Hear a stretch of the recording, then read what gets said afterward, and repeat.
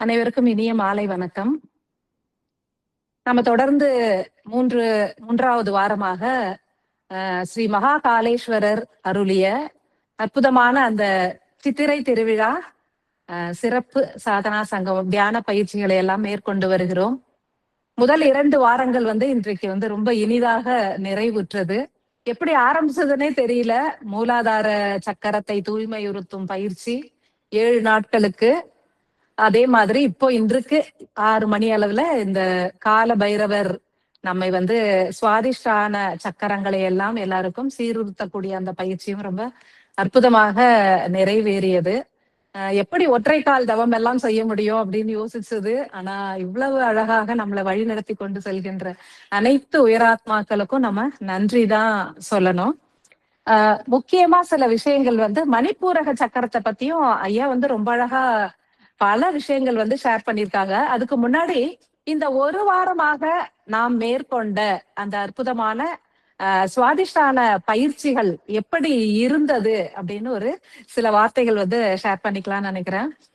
இந்த பயிற்சிகளை நம்ம இந்த ஒற்றைக்கால் தவம் அப்படின்னு சொல்றாங்க இல்லையா, விருட்சம் மாதிரி நம்ம நின்னு செய்யும் பொழுது உணர்வு அலைகள், தேவா ஐயா சொன்னாங்க இல்லையா போனவர், அந்த மாதிரி அந்த உணர்வு, என்ன உணர்வு நடக்குது, என்ன உணர்வுல என்ன மாற்றங்கள் நடக்குது, இறைவனை உணரத்தான் இயலுங்கிற பொழுது என்ன உள்ள மாற்றம், என்ன செய்யறார் காலபைரவர் அப்படின்னு உணர்ந்து பார்க்கும் பொழுது முதல்ல இந்த பாதங்கள், அந்த பாதம் ஒத்த காலே நிற்கும் பொழுது அந்த பாத சிகிச்சை எல்லாம் கூட பண்ணுவாங்க பாருங்க. எல்லா நரம்பு இழைகளுமே பாதங்கள்ல தான் முடிவு அடைகிறது அப்படின்னு சொல்றாங்க. அப்போ அந்த வேர் பகுதி எப்படி இந்த தேகத்துக்கு, மரத்துக்கு வேர் மாதிரி தேகத்துக்கு வேர் பகுதின்னு சொல்லக்கூடிய அந்த நரம்பு இழைகள் எல்லாம் இந்த பாதங்கள்ல தான் இருக்கு அப்படிங்கும் பொழுது இந்த பெண்களுக்கு இடது பாதம், ஆண்களுக்கு வலது பாதம், அது நல்லா தெரியுது. அதுக்குள்ள நிறைய ரத்த ஓட்டம். இவ்வளவு நாளா பாதத்துல அவ்வளவு எரிச்சல், அவ்வளவு வலி இருந்தது இல்ல, அவ்வளவு ரத்த ஓட்டம் உள்ள அற்புதமாக நடக்கிறது தெரியுது. அப்போ அந்த பாதத்திலே இருந்து இது வரைக்கும் நல்ல ரத்த ஓட்டம் தூய்மையாக செல்கிறது அப்படிங்கறத உணர முடிஞ்சது. ஐயா இது அற்புதமா வேலை செய்யறாருன்னு. இன்னொரு அற்புதமான ஒரு பாயிண்ட் என்ன அப்படின்னு சொல்லி பாத்தீங்கன்னா, காலையில 6 மணி, 8, 10, 12, 2, 4, 6 இப்படி நாம செய்யும் பொழுது எந்த ஒரு புரிதல் வந்தது, என்ன ஒரு உணர்வு நிலை வந்தது அப்படின்னு பாத்தீங்கன்னா, காலையில 6 மணிக்கு நில தேகமாகட்டும், நீர் தேகம், மறுநாள் வாயு தேகம், எந்த தேகத்தை எடுத்துக்கொண்டாலும் காலை 6 மணிக்கு அந்த சகசிராராவிலிருந்து ஒரு தூய ஆற்றல் சுவாதிஷ்டான சக்கரத்தோடு கலப்புறுகிறது. ஒவ்வொரு சக்கரமும் ஒன்றோடு ஒன்று கலப்புற்று நிறைய ஆற்றல் பரிமாற்றங்களை நிகழ்த்துகிறதுன்னு சொல்லியிருக்காங்க. அப்போ அந்த சகசிராராவிலிருந்து அந்த சுவாதிஷ்டான சக்கரத்துக்கு ஆற்றல்கள் வருவது, சுவாதிஷ்டான சக்கரத்திலிருந்து சகசிராராவுக்கு ஆற்றல் போகிறது, அது எப்படி அந்த ஆற்றல் பரிமாற்றம் நடக்குது அப்படிங்கறது ஒரு நல்ல ஒரு உணர்வாக உணர முடிந்தது. இது எல்லாருமே உணர்ந்திருப்பீங்க. இருந்தாலும் என்னுடைய கருத்தை நான் ஷேர் பண்றேன். அதே மாதிரி அடுத்த 2 மணி நேரம் கழித்து காலைல 8 மணிக்கு பாத்தீங்கன்னா ஆக்ஞை சக்கரத்துல இருந்து சுவாதிஷ்டானம், அடுத்தது 10 மணிக்கு விஷுப்தி டு சுவாதிஷ்டானம். அப்போ அதுக்குள்ள நடக்குது ஆற்றல் பரிமாற்றம். அடுத்தது அநாகதத்துல இருந்து சுவாதிஷ்டானத்துக்கு. அப்படியே ஒரு 2 மணிக்கு ஒரு முறையும் ஒவ்வொரு சக்கரத்தோடயும் சுவாதிஷ்டான கனெக்ட் ஆகிறத உணர முடிந்தது. இதுல எப்படி உணர முடியுது அப்படின்னு சொன்னா, ஒரு வேலை செய்யும் பொழுதும் ஒரு விதமான மாற்றங்கள். சில நேரத்துல அந்த காலை இப்படி ஊன்றதான் தெரியுது, லைட்டா புடிச்சுக்கிறோம், ரொம்ப நேரம் எல்லாம் ஆடிட்டே இருக்குது, கான்சென்ட்ரேஷன் இருக்க மாட்டேங்குது. லைட்டா ஒரு சேர் அப்படி தொட்டுக்கிட்டுதான் நான் நின்றுட்டு இருந்தேன். ஒரு கால்ல நிக்கும் பொழுது என்ன நடந்தது அப்படின்னு சொல்லி பாத்தீங்கன்னா, ஒரு சில தருணங்கள்ல அப்படியே ஆன் பண்றது, அந்த ஒரு மியூசிக் வர்றதுதான் தெரியுது, அதுக்குள்ள முடிஞ்சிருச்சா, அதுக்குள்ள 15 மினிட்ஸ் ஆயிடுச்சா, அதுக்குள்ள 20 மினிட்ஸ் ஆயிடுச்சா அப்படின்ற ஒரு நிலை வந்தது. ஒரு அசைவு இல்ல, ஒரு வலி இல்ல, ஒண்ணுமே தெரியல. இதே சில நேரங்கள்ல, அது முக்கியமா அந்த 3வது நாள் வாயு தேகத்துல நான் ஒரு முறையும் பாக்குறேன். அது ஒவ்வொரு ஆற்றல் பரிமாற்றம் நடக்கும் பொழுது, ஒவ்வொரு வேலை செய்யும் பொழுதும் ஒரு 10 நிமிஷம் 15 நிமிஷம் அப்படியே மறந்து நிக்கிறோம். அதுக்கப்புறம் சில நேரம் நிக்கவே முடியல, 3 தடவை 4 தடவை காலை கீழே வச்சு அப்புறம் அது என்ன நடக்குது, ஏன் இப்படி ஆகுதுன்னு அத சிந்தனை செய்து பார்க்கும் பொழுது, அதுதான் நம்ம ஆராய்ச்சி, நமக்கு என்ன நடக்குது, இறைவன் என்ன செய்யறாருன்னு ஆராய்ச்சி செய்யும் பொழுதுதான் தெரியுது. இங்கே நிறைய அடைப்புகள் இருக்கு, கழிவுகள் இருக்கு. அதனாலதான் நம்மளுக்கு இவ்வளவு கஷ்டமா இருக்கு. ஒரு கழிவே இல்லாத இடத்த போய் நான் சுத்தம் பண்றேன் அப்படின்னு போனா ரொம்ப ஈஸியா வேலை முடியும். நிறைய கழிவுகள் இருக்கிற இடத்துல சுத்தம் பண்ணணும் அப்படின்னு நினைச்சாக்கா நிறைய நம்ம ஒர்க் பண்ண வேண்டி இருக்கு இல்லையா? அதனாலதான் கால பைரவர் ஐயாக்கு ரொம்ப நன்றி சொல்லி, ஐயா எவ்வளவு அடைப்புகள் கழிவுகள் வச்சிருக்கணும் தெரியல, ரொம்ப சாரி சொல்லி, அது வந்து அந்த ஒரு உணர்வை வந்து இந்த ஒரு வாரத்துல நான் பார்த்தது ரொம்ப நல்லா இருந்தது. ஏன்னா மூலாதார பயிற்சிக்கு வந்து தோப்பு கரணம் தினமே போடுறதுனால அது ஓரளவுக்கு அது ஒரு கஷ்டமா தெரியல. ஆனா ஒற்றை கால்லாம் செய்ததே கிடையாது, இந்த விருட்சாசனம் செய்ததே கிடையாது. அதுல நிக்கும் பொழுது இது எப்படி அப்படி சாத்தியமாகுது அப்படின்னு சொல்லி பார்த்தா ரொம்ப, ஐயோ இன்னைக்கெல்லாம் இல்லையே இது, அந்த நிக்க முடியலையே அப்படின்ற அளவுக்கு இருந்தது.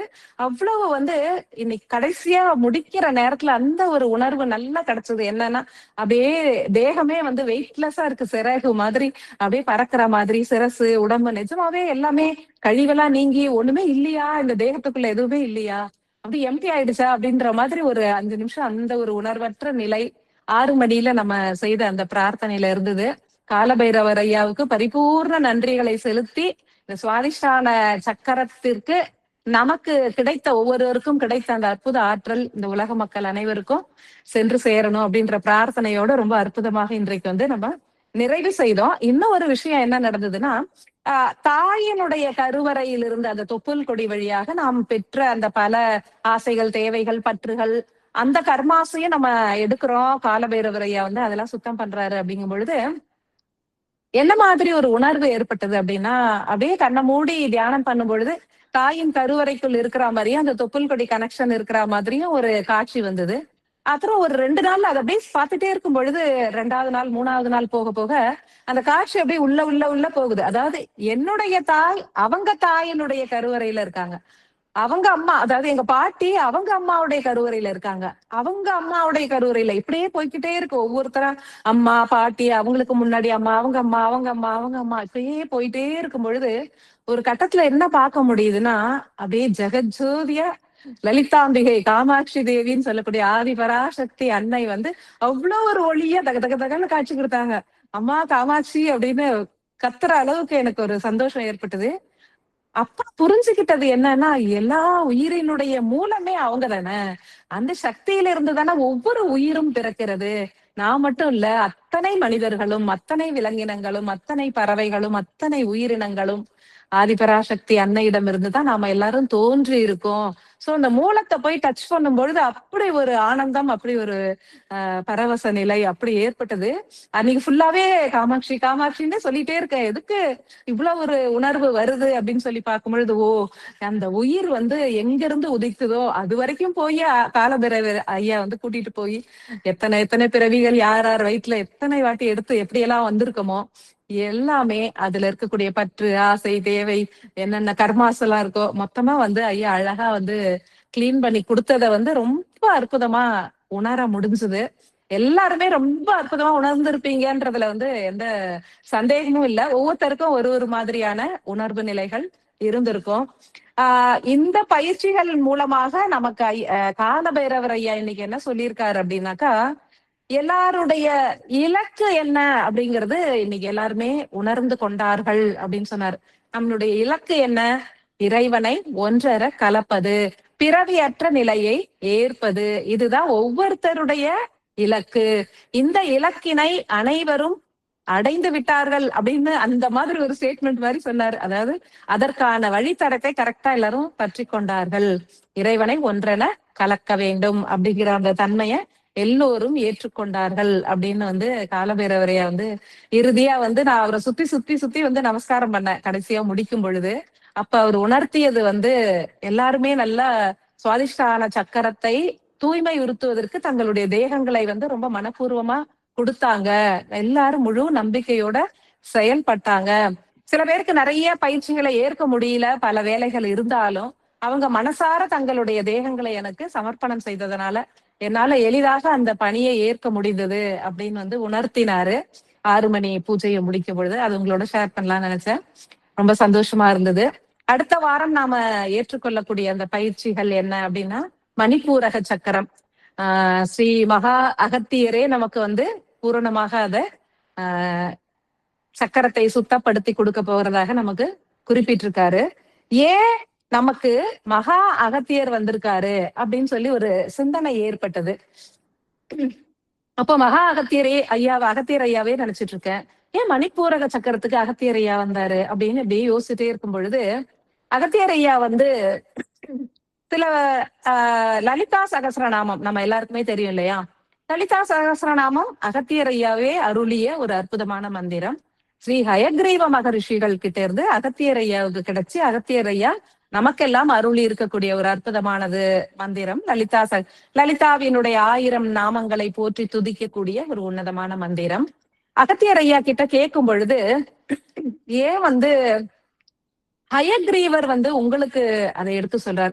ஹயக்ரீவருக்கும் லலிதாம்பிகை ஆதிபராசக்திக்கும் என்ன தொடர்பு அப்படின்னு அகத்தியர் ஐயா கிட்ட கேட்டுட்டு இருக்கும் பொழுது, அவர் வந்து உங்களுக்கு உபதேசித்தார் அப்படின்னா இதுல என்ன உள்பொருள் இருக்கிறது அப்படின்னு கேட்கும் பொழுது ரொம்ப ரொம்ப ஒரு மிகப்பெரிய உண்மையை வந்து ஐயா வெளிப்படுத்தினார். என்ன அப்படின்னு சொல்லி பாத்தீங்கன்னா, ஸ்ரீ ஹயக்ரீவ மகரிஷிகள் எப்படி தோன்றினார் வரலாறு எல்லாருக்கும் தெரியும். மகாவிஷ்ணு அவர்கள்ட்ட இந்த வேதங்களை எல்லாம் அந்த சதுர் யுகத்தின் எல்லையில் அசுரர்கள் வேதங்களை எல்லாம் வந்து அழிக்க முற்படும் பொழுது அந்த வேத நூல்களை காத்து ரட்சிப்பதற்காக அவதாரம் மேற்கொண்டார் அப்படின்னு நம்ம படிச்சிருப்போம். ஹயக்ரீவ மகரிஷிகளாக தோன்றியவர் மகாவிஷ்ணு அவர்கள் ஹயக்ரீவ மகரிஷிகளாக தோன்றி வேதங்களை காத்து ரட்சித்தார். அப்படின்னா என்ன உள்பொருள், என்ன சொல்ல வராங்க அப்படின்னு ஹயக்ரீவ மகரிஷிகளையும் பிரார்த்தனை பண்ணி கேட்கும் பொழுது, 4 வேதங்கள் சொல்லக்கூடியதே இந்த 4 வகையான கனிம வளங்கள் அப்படிங்கிறது ரொம்ப தெளிவா எடுத்து சொன்னாரு. பாதரசம், வெள்ளி, தங்கம், தாமிரம் ஆகிய 4 வகையான கனிம வள ஆற்றல்களே இந்த பிரபஞ்சத்தில் வந்து அணுக்களிடம் இருந்து வெளிப்படுகிறது. பரமாத்மா சூரியனிலிருந்து வெளிப்படுகிறது. பல அணுக்களில் இருந்து வெளிப்பட்டு இந்த பூமியை வந்து அடைகிறது. இதுதான் வந்து மூல ஆற்றல். இந்த 4 ஆற்றல்களிலிருந்து பிரியக்கூடியதுதான் எண்ணற்ற ஆற்றல்கள் அப்படின்னு சொல்லியிருந்தாங்க. எத்தனை தேவிகள் இருக்கிறாங்க, எத்தனை லலிதாவினுடைய அவதாரம், அம்பாளின் அவதாரம், ஏன் 1000 நாமங்கள் அவளுக்குன்னா 1000 நாமங்களும் 1000 வகையான ஆற்றல்கள், 1000 வகையான எரிபொருட்கள். அது எங்கிருந்து உதித்தது அப்படின்னு சொல்லி பாத்தீங்கன்னா எல்லாமே அந்த 4 வகையான மூல ஆற்றல்கள், 4 வகையான வேத நூல்கள் அப்படின்னு குறிப்பிடப்படக்கூடிய அந்த 4 வகையான கனிம ஆற்றல்களில் இருந்துதான் இவை வெளிப்பட்டது. 1000 மட்டும் இல்ல, எண்ணற்ற நாமங்கள் இருந்து கொண்டே இருக்கிறது அம்பாளுக்கு. ஏன்னா அத்தனை வகையான சக்தி, இயங்கு சக்தி, எரிபொருள், எனர்ஜி அப்படின்னு சொல்லலாம். கனிம வளத்திலிருந்து உருவாகக்கூடிய அத்தனை கெமிக்கல்ஸ், ஐயா போன வாரமே சொல்லியிருந்த மாதிரி அது மாதிரி நிறைய ஆற்றல்கள் அங்கிருந்து ஒன்றோடு ஒன்று உராய்ந்து பல்வேறு ஆற்றல்களாக உருக்கொண்டு அங்கங்கே ஆற்றல்களாக நிலைத்திருப்பதை யார் அறிவார்? ஹயக்ரீவ மகரிஷிகள். அவர்தான் அந்த 4 ஆற்றல்களை பாதுகாக்கிறதுனால அவருக்குதான் அது எத்தனை வகை ஆற்றல்களாக பிரிகிறது, அது எப்படி தேகத்தில் நிலைக்கிறது போன்ற பல விஷயங்கள் அவருக்கு ரொம்ப தெளிவாக தெரிகிறது. அதனாலதான் ஹயக்ரீவ மகரிஷிகள்கிட்ட அகத்தியர் ஐயா போய் கேட்க அகத்தியர் ஐயாவுக்கு இந்த நாமங்கள் உரைக்கப்பட்டது அப்படிங்கறத சொன்னாரு. அதுல பாத்தீங்கன்னா எல்லாருக்கும் தெரியும், லலிதா சகஸ்ரநாமம் படிச்சிருப்பீங்க. படிக்காதவங்களும் பாத்தீங்கன்னா அதுல நிறைய சக்கரங்களுடைய பெயர்கள்லாம் நிறைய வரும். மூலாதாரைக நிலையா அப்படின்னு சொல்லுவாங்க, மணிப்பூராந்திருத்திதா சொல்லுவாங்க, அப்புறம் மணிப்பூராப்ஜ நிலையா அப்படிலாம் சொல்லுவாங்க. இந்த மணிப்பூரகம் பத்தி உள்ள போய் பார்க்கும்பொழுது எல்லா சக்கரங்களுடைய பெயர்களும் அதுல வந்தது. எப்படி இந்த மணிப்பூரகம் அப்படிங்கிற சக்கரத்துல அம்பாள் குடிகொண்டு இருக்காங்க அப்படிங்கறதையும் சொன்னாங்க. இதுக்கு முன்னாடி ஹயக்ரீவ மகரிஷிகள் சொன்ன ஒரு முக்கியமான விஷயங்க. அது என்ன சொன்னார் அப்படின்னு சொல்லி பாத்தீங்கன்னா, இப்ப எல்லாரும் பாத்தீங்கன்னா நீங்க நெட்ல எல்லாம் சர்ச் பண்ணீங்கன்னா அந்த யூடியூப்ல எல்லாம் நிறைய பேசுறாங்க.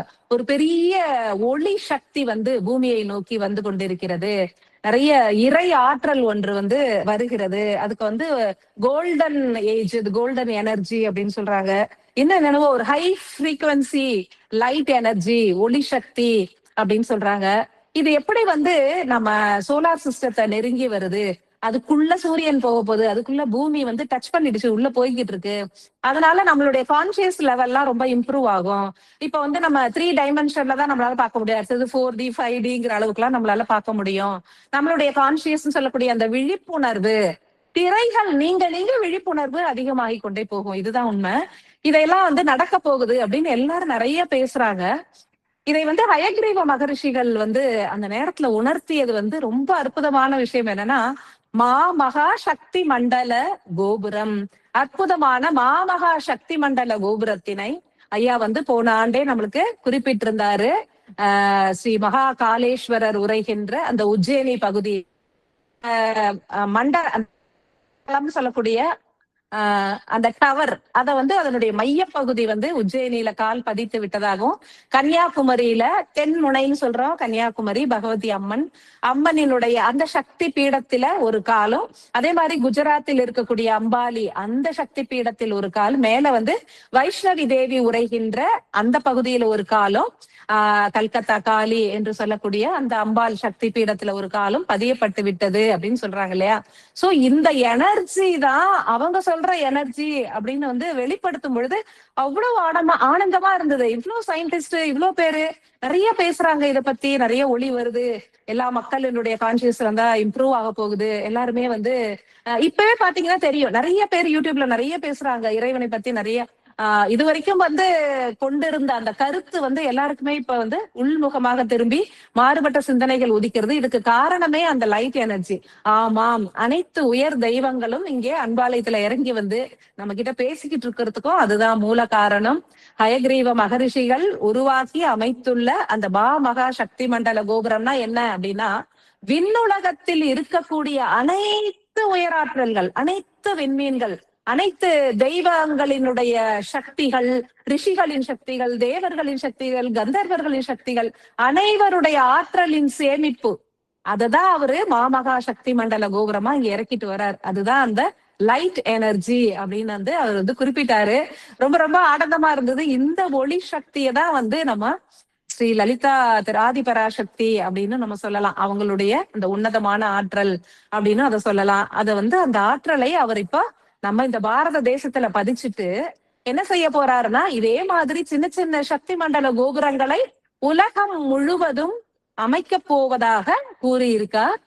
எதற்காக என்றால் இந்த ஆதி விளக்குக்காக தான். ஆதி விளக்கு என சொல்லக்கூடிய இந்த அற்புதமான கருவியை வடிவமைத்து கொடுத்தவரே சிவன் மற்றும் ஆதிபராசக்தி தான் வடிவமைச்சு கொடுத்திருக்காங்க. ஆதிபராசக்தி ஒடுங்கி கொண்டே வர்றது அப்படின்னா, நீங்க எல்லாரும் இப்ப பாத்திருப்பீங்க, தமிழ் புத்தாண்டுக்கு ஆதிபராசக்தி அன்னையே ஒரு அருளுரை கொடுத்திருந்தாங்க.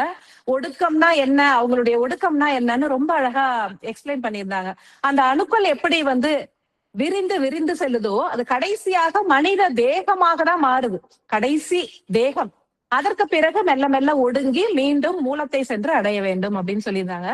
ஆதி சக்தி அன்னை வந்து ஆதிபராசக்தி ஒடுங்கக்கூடிய ஒரு இடம் அப்படின்னா நமது தேகத்தில் இருக்கக்கூடிய அணுக்களில் உள்ள வெற்றிடம் குறிப்பிட்டிருந்தாங்க. அடுத்தது ஆதி விளக்குகள். இந்த ஆதி விளக்கு மாதிரி இப்ப எல்லாரும் பார்த்திருப்பீங்க, மகா ஆதி விளக்கு, ஆதி மகா ஆதி விளக்கு. அது வந்து ஐயா வந்து குறிப்பிட்டிருக்காரு தபோவனத்துல வைக்கிறதுக்கு 12 அடி இன்னும் அதிக உயரத்துல வந்து அத எப்படி செய்யணும், அது என்ன செய்யும் எல்லாமே குறிப்பிட்டிருக்காரு. இப்ப இந்த ஆதி விளக்குகள் உலகம் முழுவதும் சென்று அமரப் போகிறது. ஆதி விளக்குகள் ஒரு ரூபமாக நமது விழிகளுக்கு இங்கே தெரிந்து கொண்டிருப்பது போல தெரிகிறது. அதற்கு ஆற்றல்களை வழங்கக்கூடியது எதுன்னா சக்தி மண்டல கோபுரங்கள். அனைத்து சக்தி மண்டல கோபுரங்களுக்கும் தலைமை சக்தி மண்டல கோபுரம் தான் மகா சக்தி மண்டல கோபுரம். அதுதான் இப்ப வந்து எல்லாரும் பேசிட்டு இருக்கிற அந்த ஒளி சக்தி. அந்த மாமகா சக்தி மண்டல கோபுரமே ஹயக்ரீவ மகரிஷிகளின் கைகள்ல தான் இருக்கு. அப்படின்னா என்ன அர்த்தம்? அனைத்து உயர் சக்திகள், அனைத்து விண்மீன்கள், அனைத்து பிரபஞ்சத்தில் இருக்கக்கூடிய அணுக்களின் உபரி ஆற்றல்கள் அனைத்தும் சேமிக்கப்பட்ட ஒரு ஆற்றல் களஞ்சியம் தான் இந்த மகா சக்தி மண்டல கோபுரம் அப்படின்னு சொல்லக்கூடிய ஒரு அற்புதமான விஷயம். இந்த ஒளி பூமியை நெருங்கி வருகிறது அப்படின்னு நெருங்கி வந்தாச்சு. ஐயா அத பிரதிஷ்டையும் பண்ணிட்டாரு. அது மெல்ல மெல்ல இயங்க ஆரம்பிக்குது. அது ஒரு காலகட்டத்துல விரைந்து உலகம் முழுவதும் ஆதி விளக்கு சென்று அடையும் பொழுது இதனுடைய சத்தியத்தை எல்லாருமே உணர்ந்து கொள்வார்கள். ஏன்னா ஆதி விளக்கை பார்த்தாலே முக்தி அப்படின்றாங்க. எப்படி பார்த்தாலே முக்தி கிடைக்கும் அப்படின்னா, அதற்குள் சேமிக்கப்படக்கூடிய அந்த பாதரசம், வெள்ளி, தங்கம் மற்றும் தாமிர ஆற்றல்களின் மூலமே. நிறைய பாதரசம் ரசமணிகள் அதுக்குள்ள வைக்கப்பட்டு நிறைய ப்ராசஸ் எல்லாம் கொடுத்திருக்காங்க. அதெல்லாம் செய்து முடிக்கப்பட்டது இந்த ஆதி விளக்கு எளிதாக ஆன்மாக்களை ஈர்க்கும். அவங்களால வேற சிந்தனை போகாது, வேற புற சிந்தனைகள் போகாது, மாயையை நோக்கி செல்ல மாட்டாங்க. இறைவனை எப்படி அடைவது அப்படிங்கிற சிந்தனை எல்லாருக்கும் உதிக்க ஆரம்பிச்சிரும். ஏன் உதிக்குது, நம்ம என்ன இப்படி மாறி போயிட்டோம் அப்படின்னு அவங்களே சிந்திக்கிற அளவு பல அற்புத மாற்றங்களை ஆதி விளக்கு உருவாக்க போகிறது. அந்த ஆதி விளக்கு அதனை உருவாக்குவதற்கு மூல காரணமாக இருக்க போகிறது இந்த சக்தி மண்டல கோபுரங்கள். அனைத்து சக்தி மண்டல கோபுரங்களுக்கும் பூரண ஆற்றல்களை கொடுக்க போவது மாமகா சக்தி மண்டல கோபுரம். அதனை இயக்குவது ஸ்ரீ ஹயக்ரீவ மகரிஷிகள். எப்பொழுதுமே அவர் வந்து இந்த சதுர் யுகங்களின் எல்லையில் தான் அந்த 4 வேதங்களையும் காப்பாத்துவாரு அப்படின்னு சொல்றாங்க. சத்திய யுகத்துல அதை மீண்டும் பிரதிஷ்டை பண்ணுவாரு. இப்ப சத்திய யுகம் உதிக்குது, அதுல இந்த பிரதிஷ்டை பண்றதுக்கு அந்த ஆற்றல்களை கொண்டு வந்து இறக்குறாரு. இதுல நிறைய நிறைய விஷயம் இருக்கு, இதை பேசிக்கிட்டே போகலாம். இந்த அற்புதத்தை உணரும் பொழுது வந்து நிஜமாவே மெய் சிலிர்த்துது. ஓ, இவ்வளவு பெரிய விஷயம் நடக்குதா, எவ்வளவு கருணை அவங்களுக்கு அப்படின்னு நினைக்க தோணுது. மேலும் இந்த லலிதா சகஸ்ரநாமத்தை படிக்கும் பொழுது நான் சொன்ன மாதிரி மணிப்பூரா, அந்த மணிப்பூரக சக்கரம், சகஸ்ராரா இதெல்லாம் நிறைய லலிதா சகஸ்ரநாமம் படிச்சுட்டே இருப்போம். இப்போ படிக்கிறது இல்ல, இருந்தாலும் அதனுடைய சத்தியம் என்ன அப்படின்னு, அதனுடைய பொருள் விளங்கா தன்மையிலே தேவியை அம்பாளை பூஜித்து பூஜித்து இந்த மந்திரங்களை படித்து கொண்டு இருந்தேன் நானு. நிறைய பேர் அர்த்தம் தெரிஞ்சும் படிச்சிருக்கலாம். அதுல என்ன சொல்றாங்க அப்படிங்கறத வந்து அகத்தியர் ஐயா கிட்ட கேட்கிறேன். எப்படி சக்கரங்களிலும், ஆமாம், உடலில் தேகத்தில் ஒவ்வொரு சக்கரங்களிலும் அம்பாள் குடிகொண்டிருக்கிறாள் அப்படின்னா என்ன, நம்ம உயிர் சக்தி என்பது ஒவ்வொரு சக்கரத்திலும் குடிகொண்டிருக்கிறது, ஒவ்வொரு சக்கரத்தையும் இயக்குகிறது, உயிர் ஆற்றல் மெல்ல மெல்ல நமக்குள்ளே செல்கிறது அப்படிங்கிற சத்தியத்தை வந்து அவங்க ரொம்ப அற்புதமா எடுத்து சொன்னாங்க. இதுல சில வார்த்தைகளினுடைய பொருள் உணர்ந்து ரொம்ப சந்தோஷப்பட்டேன். அதையும் உங்களோட நான் வந்து பகிர்ந்துக்கிறேன். என்ன வார்த்தைகள் அப்படின்னு சொல்லி பாத்தீங்கன்னா, இதுல வந்து குலம், அந்த குலம்ன்ற வார்த்தை, குலாமிருதைக்க ரசிகா, குல சங்கேத பாலினி, குலாங்கனா, குலாந்தஸ்தா, அந்த மாதிரி வார்த்தைகள்லாம் அதுல வரும் இல்லைங்களா. அது அந்த வார்த்தைகளுடைய பொருள் வந்து இப்பதான் உணர்ந்துகிட்டேன். நேத்திக்குதான் அதை சொல்லும் பொழுது அவ்வளவு ஆனந்தம் வந்து. குலம் அப்படின்னாலே நமது தேகம் அப்படின்னு சொல்றாங்க. அப்போ குல தெய்வம் நம்ம வழிபடுறது யாரு, நம்ம தேகத்தில் இயக்கி கொண்டிருக்கிற உயிர், நம்ம தேகத்தை இயக்கி கொண்டிருக்கிற உயிராகிய ஆதிபராசக்தி அன்னை. அந்த சக்தி தான் நமது குல தெய்வமே அவங்கதான். அதுக்கப்புறம் தான் புறத்தில் நாம யாரையாவது ஒரு குல தெய்வமா வழிபடுறோம். அதற்கும் நிறைய அர்த்தங்கள் இருக்கு. புறத்தில் ஒன்று நடந்தால் அகத்தில் ஒன்று நடக்கும் சொல்லுவாங்க பாருங்களேன். அப்போ அந்த வார்த்தையை தெரிஞ்ச பிறகு குலம்னாலே நமது தேகம் அப்படின்னு சொல்லும் பொழுது ரொம்ப ஆச்சரியமா இருந்தது. குலாமிருதைக ரசிகா அப்படின்னா இந்த தேகத்தில் பொழியக்கூடிய அமிர்தம், அமிர்தம்ங்கிற அற்புத ஆற்றலை உருவாக்கி அதை ரசிக்கக்கூடியவள், அந்த அமிர்தத்தை உருவாக்கக்கூடியவள், ஒவ்வொரு ஆகாய அணுக்களையும் பிளந்து ஆற்றல்களை உள்வாங்கக்கூடியவள் அப்படின்னு சொன்னது நம்ம உயிர் சக்தியை எவ்வளவு அழகா சொல்றாங்க. அதே மாதிரி குல சங்கேத பாலினி அப்படின்னு சொல்றாங்க. இப்ப பாத்தீங்கன்னா சுவாதிஷ்டான சக்கரத்துல அங்கங்கே உயிர் ஆற்றல்கள் மறைத்து வைக்கப்பட்டுள்ளது. 51 சக்தி பீடங்கள் இருக்கிறது உடலுக்குள்ள. ஆற்றல்கள் அங்கே வந்து மறைத்து வைக்கப்பட்டிருக்கிறது அப்படிலாம் காலபைரவரையா குறிப்பிட்டிருந்தாரு இல்லையா.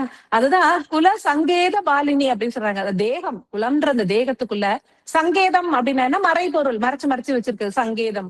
சங்கேத பாலினி, மறைத்து வைக்கப்பட்டிருக்க ஆற்றல்களாக இருக்கக்கூடியவள், ஆற்றல்களை பாதுகாக்கக்கூடியவள், தேகத்தில் உள்ள ஆற்றல். ஓ, இந்த ஒரு வார்த்தை, ஒரு 4-5 சென்டென்ஸ், அதுக்கே இவ்வளவு பொருள் உணரும் போது அப்ப எவ்வளவு, ஏன் அகத்தியர் ஐயா லலிதா சகஸ்ரநாமத்தை வாங்கி எல்லாருக்கும் கொடுத்திருக்காரு அப்படிங்கறது அர்த்தமே இப்பதான் புரிஞ்சுது. ஓ, நம்ம தேகத்துக்குள்ள எந்த இடத்துல, நம்ம சிரசுக்குள்ள ஐயா இறங்கினாரு, 10 வட்ட அணுக்கள் பத்தி எல்லாம் பேசினாரு, நிறைய விஷயங்கள் புரிஞ்சுது. இப்ப தேகத்துக்குள்ள இறங்கும் பொழுதுதான் இந்த சக்கரங்கள் எப்படி வேலை செய்யுது, உயிர் சக்தி என்னெல்லாம் செய்யுது அப்படிங்கறது வந்து ரொம்ப அழகா புரிஞ்சுக்க முடிஞ்சுது. இதுல ஒவ்வொன்றுலயும் பாத்தீங்கன்னா ஆஹ் பிரம்ம கிரந்தி, விஷ்ணு கிரந்தி, ருத்ர கிரந்தி அப்படிங்கிற வார்த்தைகள்லாம் வருது இல்லையா. இதுல வந்து ரொம்ப அற்புதமா ஐயா விளக்கினது என்னன்னா, நமக்குள்ள எல்லாருக்கும் தெரியும் சந்திரக்கலை, சூரியக்கலை, 2 இடக்கலை, பிங்கலை நாடிகள் இருக்கு, சுழுமுனை நாடி, 3 வகையான நாடிகள் இருக்கு. அது எப்படி, அதை பத்தி இன்னொரு நாள் பேசலாம். அழகா ஐயா நிறைய விஷயம் சொல்லியிருக்காரு. இதைத்தான் அவங்க வந்து பிரம்ம கிரந்தி ஒரு வகையான அந்த சந்திரக்கலை, அந்த நாடி அப்படின்னு சொல்றாங்க. விஷ்ணு கிரந்தி அப்படின்னு சொல்றாங்க. அந்த கிரந்தி அப்படின்னா முடிச்சு, அடைப்புகள், இந்த நாடிக்குள், சுவாச நாடிகளுக்குள் உள்ள அடைப்புகள், இதைத்தான் அவங்க சொல்றாங்க. அப்புறம் விபேதினி அப்படின்னா என்னன்னா பிரேக் பண்றாங்க, உடைக்க கூடியவள், எல்லாத்தையும் உடைச்சு அடைப்புகளை நீக்கி, நாடிகளில் உள்ள நரம்புகளில் உள்ள அடைப்புகளை எல்லாம் நீக்கி ஆற்றல் வந்து தெளிவா நமக்குள்ள ஒவ்வொரு சக்கரத்திற்கும் செல்லுவதற்கு நம்ம உயிர் சக்தி தான் நமக்கு உதவுது, அந்த அம்பாள் தான் உதவுறாங்க அப்படிங்கிற அர்த்தம் எல்லாம் புரியும் பொழுது அவ்வளவு சந்தோஷமா இருந்தது. உள்ள இவ்வளவு நாள் புரியாத ஒரு விஷயம் வந்து நமக்கு உணர்வு பூர்வமா அதை பார்க்கும் பொழுது நிறைய சத்தியங்களை வந்து உணர முடிஞ்சது. அதே மாதிரி இன்னும் ஒரே ஒரு வார்த்தையும் எனக்கு ரொம்ப மகிழ்ச்சியை கொடுத்தது என்னன்னா, சமயாந்தஸ்தா, சமயாச்சார தத்பரா அப்படின்னா வருது இல்லைங்களா. அந்த சமயா சமயம் அப்படின்னு சொல்றாங்க. நம்மை பொறுத்த வரைக்கும் சமயம் அப்படின்னா இந்து சமயம், மற்ற சமயங்களினுடைய பெயர்களை வைத்து நம்ம இதுதான் சமயம், இது ஒரு வழிபாட்டு இது அப்படின்னு நம்ம நினைச்சுக்கிறோம். ஆனா அகத்தியர் ஐயா குறிப்பிடுறாரு, சமயம் அப்படிங்கிறது என்னன்னா அகப்பயணம், உள்முகமாக செல்லக்கூடிய அந்த பயணம். ஒரு மந்திரம் சொல்றோம் நம்ம தினம் ஓம் அகத் ஈசாய வித்மகே காலஹஸ்தாய தீமகி தன்னோ சர்வ பிரச்சோதயாத்னு சொல்லிட்டே இருக்கோம். ஐயாவும் அதுல குறிப்பிட்டிருக்காரு, மௌனமாக சொல்லுங்க கொஞ்ச நாளைக்கு அந்த மந்திரத்தை. எந்த ஒரு மந்திரமானாலும் சரி நம்ம மௌனமாக முதல்ல சத்தமா சொல்லணும், மனது ஒடுங்கும், ஒன்றிணையும். அப்புறம் நம்ம கண்ணை மூடி அந்த மந்திரத்தை உருவேற்ற, அது எந்த மந்திரமாக வேணாலும் இருக்கட்டும், ஓம் நம சிவாய இருக்கட்டும், ராமா ராமான்னு இருக்கலாம், எந்த மந்திரமாக இருந்தாலும் நாம கண்ணை மூடி அதை ஒருநிலை மனதோடு உருவேற்றும் பொழுது உள்ள அதுதான் அகப்பயணம். உயிரானது மெல்ல மெல்ல மெல்ல ஏற்றம் அடைகிறது, அந்த உயிர் சக்தி மேலேறுகிறது. அதுதான் அகப்பயணம். புறப்பயணம் நமது தேகம் போய் எல்லா வேலையும் முடிக்கிற மாதிரி, உயிரானது ஆன்மாவை சென்று அடைய வேண்டியதுதான் அதனுடைய ஒரே நோக்கம், அதனுடைய ஒரே இலக்கு. அது பயணத்தை மேற்கொள்வதற்கு உதவக்கூடியது அந்த அகப்பயணம். சமயம் அப்படிங்கிறதே அகப்பயணம், உள்முகமாக இறைவனை சிந்திப்பது. மந்திரம் சொன்னாலும் சரி, இல்ல சும்மா உட்காந்துக்கிட்டே இறைவா இறைவான்னு நம்ம இறைவன் யாரு, இந்த பிரபஞ்சம் யாரு, எப்படி சக்தி வருது, எப்படி இயங்குறோம், பல்வேறு ஆத்ம விசாரணைன்னு சொல்றாங்க. அப்படி நம்ம செய்யறதுதான் சமயம்னாலே அதுதான் அப்படின்னு தெரியும் பொழுது, அந்த சமயத்தை நாம் ஏற்றுக்கொள்வதற்கு உதவுகின்றது நமது உயிர் சக்தி. அம்பாள் தான் உதவுறாங்க, உயிர் சக்தி தான் உதவுது அப்படிங்கறதெல்லாம் தெரிஞ்சுக்கிட்டோம். ரொம்ப ரொம்ப ரொம்ப ஆச்சரியமா இருந்தது. லலிதா சகஸ்ரநாமத்துல இந்த சக்கரங்களை பத்தி அவ்வளவு அற்புதமா சொல்லியிருக்காங்க. இன்னும் ஐயாவும் நிறைய குறிப்பிட்டு கொண்டு இருக்கிறார். இதை முக்கியமாக சில விஷயங்கள் இதுல புரிந்து கொண்டதுதான் நான் உங்களோட ஷேர் பண்ணேன். இப்போ நம்ம இந்த மணிப்பூரக சக்கரத்தை ஐயா நமக்கு தூய்மையுறுத்த போறாரு இல்லையா. இதுக்கு முன்னாடி ஒரு சின்ன விஷயம் என்ன அப்படின்னா, நமக்கு மூலாதார சக்கரம் எல்லாருக்கும் தெரியும். மூலாதார சக்கரம், அடுத்தது கீழே மூலாதாரம், அதுக்கு மேல சுவாதிஷ்டானம், மணிப்பூரகம், அநாகதம், விசுத்தி, ஆக்ஞை மற்றும் சகசிராரம். இப்ப 7 உடம்புல 7 சக்கரங்கள் இருக்கு, எல்லாருக்கும் தெரியுது இல்லையா. ஐயா என்ன குறிப்பிடுறாரு அப்படின்னா, கீழே இருக்கக்கூடிய மூலாதார சக்கரம் பொதுவாக நில மூலக்கூறுகளையே தனது உணவாக ஏற்கும் அப்படி சொல்றாரு. பொதுவா ஜெனரலா அதிகமாக நில மூலக்கூறுகளை மூலாதார சக்தி ஏன்னா அந்த தேகம் நல்லா ஸ்ட்ராங்கா இருக்கணும், அந்த மூலாதார சக்தி அதிகமா இருக்கணுங்கிறதுக்காக அது நில மூலக்கூறுகளை அதிக அளவில் உணவாக ஏற்கும். அதே மாதிரி சுவாதிஷ்டான சக்கரம் என்பது நீர் மூலக்கூறுகளை அதிக அளவினில் உணவாக ஏற்கும் அப்படின்னு குறிப்பிட்டிருக்காரு.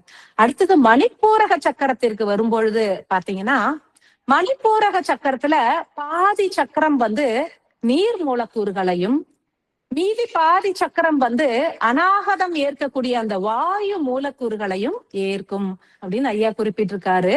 அகத்தியர் ஐயா கொடுத்த மெசேஜ்ல மணிப்பூரக சக்கரம் 2ஆக பிளவுற்று, அதுல பாதி சக்கரம் நீர் மூலக்கூறுகளை உணவாக ஏற்பதாகவும், பாதி சக்கரம் வாயு மூலக்கூறுகளை உணவாக ஏற்பதாகவும் குறிப்பிட்டிருக்காரு.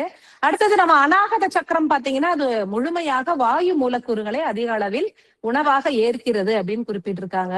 அதற்கு மேல விசுப்திக்கு வரும்பொழுது மணிப்பூரகம் மாதிரியே விசுப்தியும் 2ஆக பிளவுற்று, பாதி விசுப்தி சக்கரம் கீழே இருக்கிற அநாகதம் ஏற்கக்கூடிய அந்த வாயு மூலக்கூறுகளை ஏற்பதாகவும், மீதி விசுப்தி சக்கரம் ஆக்னியை ஏற்கக்கூடிய அந்த அக்னி வெப்ப மூலக்கூறுகளை உணவாக ஏற்கின்றது என்றும் ஐயா அழகா குறிப்பிட்டிருக்காரு.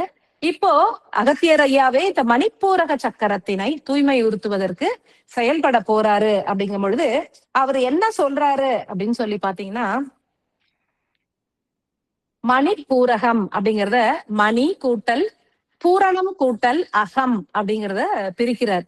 மணி, பூரணம், அகம். அதாவது அகத்தில் உள்ள பூரண ஆற்றல்களை மணி ஓசையாக, வெப்ப ஆற்றலாக பிரிக்கக்கூடியதுதான் இந்த மணிப்பூரக சக்கரம். ரொம்ப அழகா குறிப்பிட்டிருக்காரு.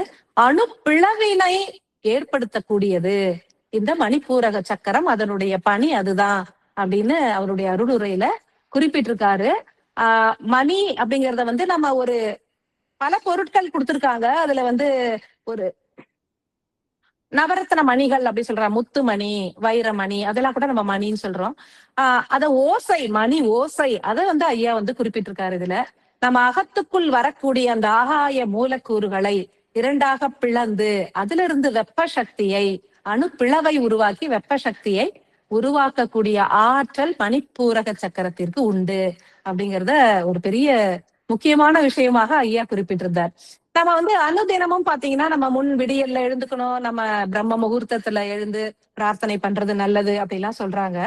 இதற்கான காரணம் பிரம்ம முகூர்த்தத்துல நாம எழுந்துக்கும் பொழுது இந்த பிரபஞ்சம் முழுவதுமே ஆகாய மூலக்கூறுகள் காந்த சக்தி அபரிமிதமாக வருகிறது. அதை நாம விழிப்புணர்வோடு அமர்ந்து தியானிக்கும் பொழுது எளிதாக ஏற்க முடியுது அப்படின்னு சொல்றோம் இல்லையா. இந்த ஆகாய மூலக்கூறுகள் நமது சிரசிலே அப்படியே மெல்ல மெல்ல ஆக்ஞை சக்கரத்துக்கிட்ட வருது இல்லையா. ஆக்ஞை சக்கரம் என்ன செய்யுது அப்படின்னு சொன்னாக்கா, சிரசிலும் 51 சக்தி பீடங்கள் இருக்கிறது. இந்த சிரசில் உள்ள சக்தி பீடங்களுக்கு தேவையான அணு ஆற்றல்களை பிளந்து அந்த வெப்ப சக்தியில எல்லாம் சேகரித்து அங்க இருக்கக்கூடிய அந்த ஆகாய மூலக்கூறுகளை எல்லாம் அது சிரசில் உள்ள அணுக்கருக்களுக்கெல்லாம் உணவாக கொடுக்குது அப்படின்னு சொல்றாங்க. ஒவ்வொரு 51 சக்தி பீடம் இருக்குது இல்லையா சிரசுல, அது தன்னுடைய 50% சரி பாதி ஆற்றலை அப்படியே தேகத்துல கொடுத்திருக்கு. அது சுவாதிஷ்டான சக்கரத்தில் இருக்குன்னு போன வாரம் பார்த்தோம். அப்போ அதே மாதிரி அந்த ஆகாய மூலக்கூறு அப்படின்னு சொல்லக்கூடிய அந்த அணுக்கரு மெல்ல மெல்ல மெல்ல கீழே இறங்குது. பாதி பெர்சன்டேஜ் மேல எடுத்துக்கிட்டு போக மீதி பாதி கீழே இறங்குது அப்படின்னு சொல்றாரு ஐயா. அது பாதரசம் இல்லையா, அதுல விஷத்தன்மை இருக்கும். சிரசு அணுக்கள்ல சிரசுகளே அந்த விஷத்தன்மையை எடுத்து நீக்கக்கூடிய ஆற்றல் உண்டு. ஆனா தேகத்துக்கு வரும்பொழுது இந்த விஷுப்தி சக்கரம் என்பது அதில் உள்ள விஷத்தன்மையினை நீக்குகிறது அப்படின்னு குறிப்பிட்டிருக்காரு. அந்த விஷத்தன்மை நீக்கப்பட்ட அந்த ஆகாய மூலக்கூறுகள் மெல்ல மெல்ல அப்படியே கீழே இறங்குது. அநாகத சக்கரத்திற்கு வந்த பிறகு அந்த வாயு ஆற்றல்களின் துணையினால், நம்ம இதயம் அப்படின்னாலே ரொம்ப கனிந்தது, அன்பினால் நிறைந்தது, இரக்க குணமுடையது, ரொம்ப சாஃப்டானது அப்படின்னு சொல்றோம் இல்லையா. அப்போ அந்த ஆகாய மூலக்கூறு மேலேந்து வர்றதும் அந்த இடத்துல ரொம்ப சாஃப்ட் ஆக்கப்படுது, இழக வைக்கப்படுகிறது அப்படின்னு சொல்றாரு. அநாகத சக்கரத்தின் ஆற்றல்களின் மூலம் அந்த ஆகாய மூலக்கூறு அந்த அற்புதம் வைக்கப்படுகிறது அப்படின்னு குறிப்பிட்டிருக்காரு.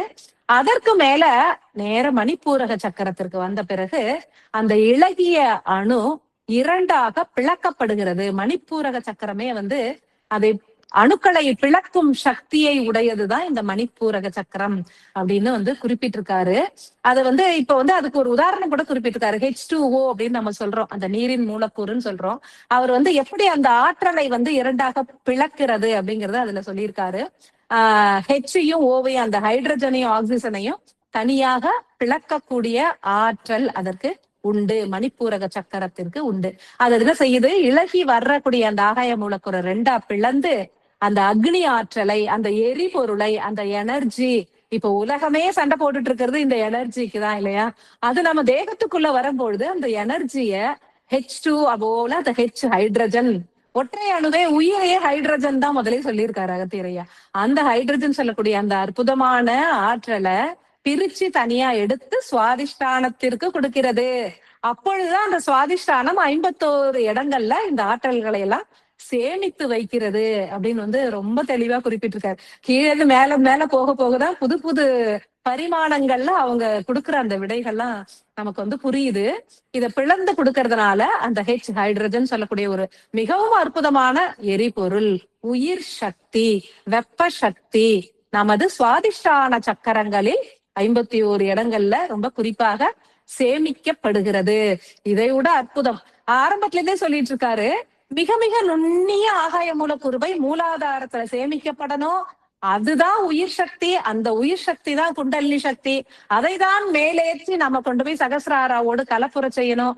அதுதான் உயிர் ஆன்மாவோடு கலப்புறுவதுனாலே அதுதான் உயிரும் ஆன்மாவும் அப்பொழுதுதான் கலப்புறோம் அப்படின்லாம் சொல்லிட்டு வர்றாரு. இப்பொழுதுதான் புரியுது. இது அவங்க பிளந்து அந்த அணுவை பிளந்து அந்த ஹைட்ரஜன் சொல்லக்கூடிய எரிபொருளை சுவாதிஷ்டானத்துல சேகரித்த பிறகு மிக மிக நுண்ணிய பிராணசக்தி, அற்புதமான காந்த சக்தி, ஆகாய மூலக்கூறு, மிக மிக நுண்ணிய ஆகாய மூலக்கூறுன்னு கொடுக்கிறார். அது மெல்ல மெல்ல மெல்ல போய் மூலாதாரத்துக்குள்ள அது ஒரு பிளாட்ஃபார்ம் மாதிரி அங்க வந்தோடனே அங்க போய் அது தேங்கிடுது, அங்க போய் சேமிக்கப்படுது. அது எப்பொழுது நிறைய சேமிக்கப்படுகிறதோ அதற்கு பிறகுதான் அந்த ஆற்றல் மேலேற்றம் அடையும். அது எப்படி அடையும், அது என்ன, அதெல்லாம் நம்ம பின்னாடி பார்க்கலாம். இப்போ இந்த மணிப்பூரக சக்கரத்தினுடைய மிகவும் முக்கியமான பணி என்ன அப்படின்னு பாத்தீங்கன்னா, ஆகாய மூலக்கூறுகளை பிளக்கிறது, அணுவை பிளக்கிறது. அகத்தியருடைய பணியே அணுவை பிளப்பது, மீண்டும் அணுவை சேர்ப்பது. அவர் ரொம்ப அழகா சொல்லியிருக்காரு. அந்த ஃபிஷன் அண்ட் ஃபியூஷன் சொல்லக்கூடிய அந்த அத்தனையும் செய்யக்கூடிய ஆற்றல் அகத்தியரை விட்டா யாருக்கு இருக்கு அப்படிங்கறத நானு அப்பதான் ரொம்ப தெளிவா புரிஞ்சுக்கிட்டேன். தேகத்தில் அணுவை பிளந்து, ஆற்றலை பிளந்து, ஆகாய மூலக்கூறுகளை மூலாதாரத்தில் தேக்கமுற செய்து, மறுபடியும் அந்த மூலாதாரத்துல இருந்து மேலேற்றம் செய்து உயிரை ஆன்மாவோடு மீண்டும் பிணைக்கிறார். உயிரை வந்து திருப்பி ஒடுக்குறார். அணுவை பிளக்கிறார், அணுவை சேர்க்கிறார். எல்லாமே நம்ம அகத்தியரை. அதற்காக தான் இப்ப யுகமாற்ற நிகழ்வுகளே நிகழ்ந்து கொண்டு இருக்கிறது அப்படின்னு வந்து ஐயா குறிப்பிட்டிருக்காரு. எனக்கு ரொம்ப ஆச்சரியமா இருந்தது, இவ்வளவு விஷயங்கள் இதுல அடங்கி இருக்கா. இதற்காக நாம் மேற்கொள்ளக்கூடிய பயிற்சி என்ன அப்படின்னு பாத்தீங்கன்னா தனுராசனம். ஐயா தனுராசனம் என்ன செய்யும் அப்படின்னு பாத்தீங்கன்னா ரொம்ப அழகா அதுக்கும் விளக்கம் கொடுக்கிறாரு. ஒரு வில்லை போல நாம் உடலை வளைக்கிறோம், நம்ம தொப்புள் பகுதியை தரையில வச்சு நல்லா அழுத்துறோம். ஒரு வில்லு மாதிரி வளைச்சிட்டு அழுத்தி இப்படி அம்பை விடும் பொழுது அந்த அம்பு குறிப்பாத்து என்ன செய்யும், எதை பிளக்க வேண்டுமோ அதை பிளக்கும். ஒரு மரத்துல இருந்து ஒரு கனியை பார்த்து நம்ம குறிப்பாத்து அம்பை விட்டாங்கன்னா அந்த கனி மரத்துல இருந்து விடுபட்டு கீழே விழுது. ஒரு அசுரனை அழிக்கணும்னா அம்பு விடுறாங்க, வேற எதையாவது செய்யணும்னா அம்பு விடுறாங்க. சோ அம்பு என்ன செய்யுது அப்படின்னா வில்லில் இருந்து வேகமாக புறப்பட்டு சென்று எதை பிளக்க வேண்டுமோ அதை பிளக்கிறது, பிரிக்கிறது அப்படிங்கிறது தான் நம்ம எல்லாருக்கும். இதனாலதான் தனுராசனம் பண்ண சொல்றாரா அப்படிங்கிறது வந்து ஆச்சரியமான விஷயம். இதை நம்ம செய்யும் பொழுது என்ன நடக்குது அப்படின்னாக்கா, நம்ம தொப்புள் பகுதியை அழுத்தி தரையில் படுத்து கையும் காலையும் பின்னாடி நல்லா கட்டி பிணைச்சு நம்ம அழுத்தி அதை செய்யும் பொழுது நமது தேகத்தில் இருக்கக்கூடிய மணிப்பூரக சக்கரத்திற்கு வலு கூடுகிறது, ஆற்றல் பெருகுகிறது. அதுல இருக்க ஆற்றல் வந்து மேலிருந்து வரக்கூடிய ஆகாய மூலக்கூறுகளை எளிதாக பிளந்து பிளந்து பிளந்து இப்பொழுது கழிவுகள்லாம் நீக்கப்பட்டு கொண்டு இருக்கிற அந்த சுவாதிஷ்டான சக்கரத்துல எளிதாக கொண்டு போய் ஐயா ஆற்றல்களை சேமிப்பார். அதுதான் ரொம்ப அற்புதமான விஷயமாக புரிந்து கொள்ளணும் ஒவ்வொருவரும். முடிந்த அளவு எல்லாருமே இந்த தனுராசனத்தை ஐயா எப்படி குறிப்பிட்டிருக்காரோ அந்த அளவுக்கு எல்லாரும் கட்டாயம் பயிற்சி பண்ணலாம். இதன் மூலம் நிறைய பலன்கள் வந்து கிடைக்க போகுது அப்படிங்கறத உண்மை. இப்ப ஏன் வந்து இந்த தனுராசனத்தை நாம செய்யறோம் அப்படிங்கறத நம்ம தெரிஞ்சு செய்யணுங்கிறதுக்காக தான் இதை நான் வந்து இப்பொழுது சொன்னேன். இந்த ஊன் உடம்பு தான் ஆலயம் அப்படின்னு சொல்றாங்க. ஊனுடம்பே ஆலயம். இந்த ஊனுடம்புக்குள்ள சத்குரு ஐயா இறங்கி செய்ய போற, நம்ம அகத்தியர் ஐயா இறங்கி செய்ய போற ஒரு உத்தமமான பணி. நம்ம தேகத்தை அப்படியே சரண்டர்ல கொடுத்துட்டோம்னா அவங்க என்ன செய்யணுமோ அதை ரொம்ப அற்புதமா செய்துடுவாங்க. எதுக்கு இதுல என்ன முக்கியமான ஒரு விஷயம், அப்படி ஏன் ஐயா இவ்வளவு தீவிரமா இயங்குறாங்க அப்படின்னு சொல்லி பாத்தீங்கன்னா, ஐயா என்ன சொல்றாரு, ஒரு பொருளுக்கு எடுத்துக்கிட்டீங்கன்னா எக்ஸ்பைரி டேட் இருக்கும். ஏதாவது ஒரு உணவு பொருள் எடுத்துக்கோங்களேன், அதுக்கு ஒரு எக்ஸ்பைரி டேட் கொடுத்துருப்பாங்க. அந்த எக்ஸ்பைரி டேட் முடியறதுக்குள்ளதான் அதை நம்ம யூஸ் பண்ணணும் இல்லையா. அதே மாதிரி நம்ம தேகத்துக்கும் எக்ஸ்பைரி டேட் இருக்கு, எல்லாருக்கும் தெரியும். இந்த உடல் வந்து எவ்வளவு காலம் வாழும், 100 வயது அதிகபட்சம் வாழலாம் ஒரு மனிதனுடைய ஆயுட்காலம். இந்த தேகத்துக்கு ஒரு எக்ஸ்பைரி டேட் இருக்கு. மரணமில்லா பெருவாழ்வுலாம் இருக்கு, அது அப்புறம். சோ சாதாரணமா ஒரு மனிதன் இறந்து போகிறதுக்கு ஒரு குறிப்பிட்ட காலம் இருக்கு. அப்ப அது தேகத்தினுடைய எக்ஸ்பைரி டேட் முடிஞ்சது. அதே மாதிரி உயிருக்கும் எக்ஸ்பைரி டேட் இருக்கு, காலாவதி ஆகக்கூடிய நிலை இருக்கிறது. ஆன்மாவிற்கும் உண்டு. ஐயா முன்னாடியே குறிப்பிட்டிருக்காரு. ஒரு ஆன்மாவிற்கு வந்து சதுர் யுகம் என்று சொல்லக்கூடிய அந்த 4 யுக காலம் மட்டும்தான் இந்த பூமியில் வாழ்வதற்கான அவகாசம் இறைவனால் கொடுக்கப்பட்டது. 4 யுகங்கள் வரைக்கும் நீ எத்தனை வாட்டி வேணா போயிட்டு வா, எப்ப வந்து என்கிட்ட வந்து சேரணுமோ வந்துடு. உணர்ந்தவர்கள்லாம் சீக்கிரம் போயிடுறாங்க. ஆசைப்பட்டு மாயையில் மாட்டிக்கிறவங்க எல்லாம் மீண்டும் மீண்டும் கர்மாக்களை செய்து பூமியில் பிறந்து கொண்டே இருக்கிறோம். அப்போ ஐயா என்ன சொல்றாரு, சதுர் யுகத்தின் எல்லை என்பது வந்து விட்டது. சத்திய யுகம் தோன்ற ஆரம்பிச்சிச்சு. அப்போ ஆன்மாவினுடைய எக்ஸ்பைரி டேட் வந்தாச்சு. அதனால ஒவ்வொரு ஆன்மாவும் அதை உணர வேண்டும் அப்படிங்கிறதுக்காக தான் ஐயாவே தேகத்துல இறங்கி நம்ம தேகத்தை தூய்மையுறுத்தி கொடுப்பதன் மூலம் என்ன ஆகும்னா, நாம எல்லாரும் சத்திய யுக வாசிகளாக இன்னும் பூரணமாக மலருவோம். இன்னும் நம்மளுடைய சுய முயற்சிகள் நிறைய செய்து அவங்க கொடுத்துட்டு இருக்க பயிற்சிகளை, ஏன்னா இப்ப கழிவுகளை நீக்கிறாங்க, மீண்டும் கழிவுகள் சேராதுன்னு சொல்ல முடியாது இல்லையா. நம்ம வந்துகிட்டே இருக்கோம் இயக்கத்தின் மூலம். சோ தொடர்ந்து பயிற்சிகளை நம்ம எப்படியெல்லாம் ஏற்றுக்கொண்டே இருக்க வேண்டும்ங்கிறதுல ஐயா பின்னாடி சொல்லுவாரு. அதனால இந்த தேகத்தை நம்ம எல்லாம் நல்லா தூய்மைப்படுத்தி நல்ல உள் சுவாசமாக நம்ம உருமாற்றி அற்புதமான ஒரு சத்திய யுக வாசியாக நம்ம மலர்ந்த பிறகு நாம நிறைய ஆன்மாக்களை விடுவிக்க இயலும், எல்லாருக்கும் உணர்த்தி எளிதாக விடுவிக்க இயலும் சொல்றாங்க. ஆன்மா பாதாள லோகத்துக்கு போயிடுச்சுன்னா அழிவுறும். பாதாள லோகம் என்பது ஒவ்வொரு சிரசிலும் 11வது வட்ட அணுக்களாக உருமாறும் தருணத்தில் தான் பாதாள லோகத்துக்கு ஒரு ஒரு எலாஸ்டிக் ஒயர் இருக்கு பிடிச்சுங்க, நல்லா பிடிச்சி இழுக்கிறோம்னு வைங்களேன், ஒரு கெப்பாசிட்டி ஒரு அளவுக்கு தான் அதை இழுக்க முடியும், அப்புறம் பட்டுன்னு அது அறந்து போயிடும் இல்லையா. அந்த மாதிரி இறைவன் இறைவனுடைய அந்த மூல பரமாத்மாவிலிருந்து இறங்கி நம்ம 10 வட்ட அணுக்கள் வரைக்கும் தான் அந்த தொடர்பு இருக்கும், இறை தொடர்பு இருக்கும். அதுக்கும் கீழே நம்ம இறங்கி வந்துட்டோம். 11வது வட்டம் வரைக்கும் நம்ம இன்னும் ஆசைப்பட்டு பிறவி மேற்கொள்ளும் பொழுது சிரசிலே அந்த 11வது வட்டம் உருவாகி அதற்குள்ள ஆன்மக்கருக்கள் சிறைபட துவங்கினால் இறைவனுக்கும் நமக்கும் இருக்கக்கூடிய அந்த தொடர்பு இதை அருந்துடும். அதனால ஆன்மாக்கள் அழிவுற நேரிடும், பாதாள லோகத்துக்கு போக நிறைய விஷயங்கள் சொல்லியிருக்காங்க. அதனால இந்த சத்தியங்களை எல்லாம் உணர்ந்து நாம இந்த பயிற்சிகளை ஏற்கணும்.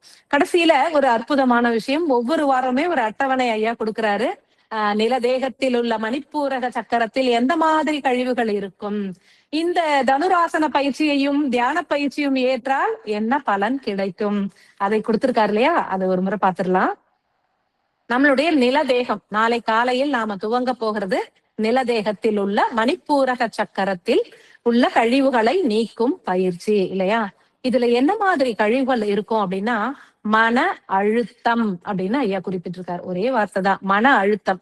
ஏன் மன அழுத்தம் நமக்கு உருவாகுது அப்படின்னாக்க, தன்னிடம் இல்லாத பணம், பொருள், மரியாதை, அழகு, ஆற்றல் மற்றும் திறமை இவற்றை குறித்த கவலைகளால் உருவாகும் மன அழுத்தம்.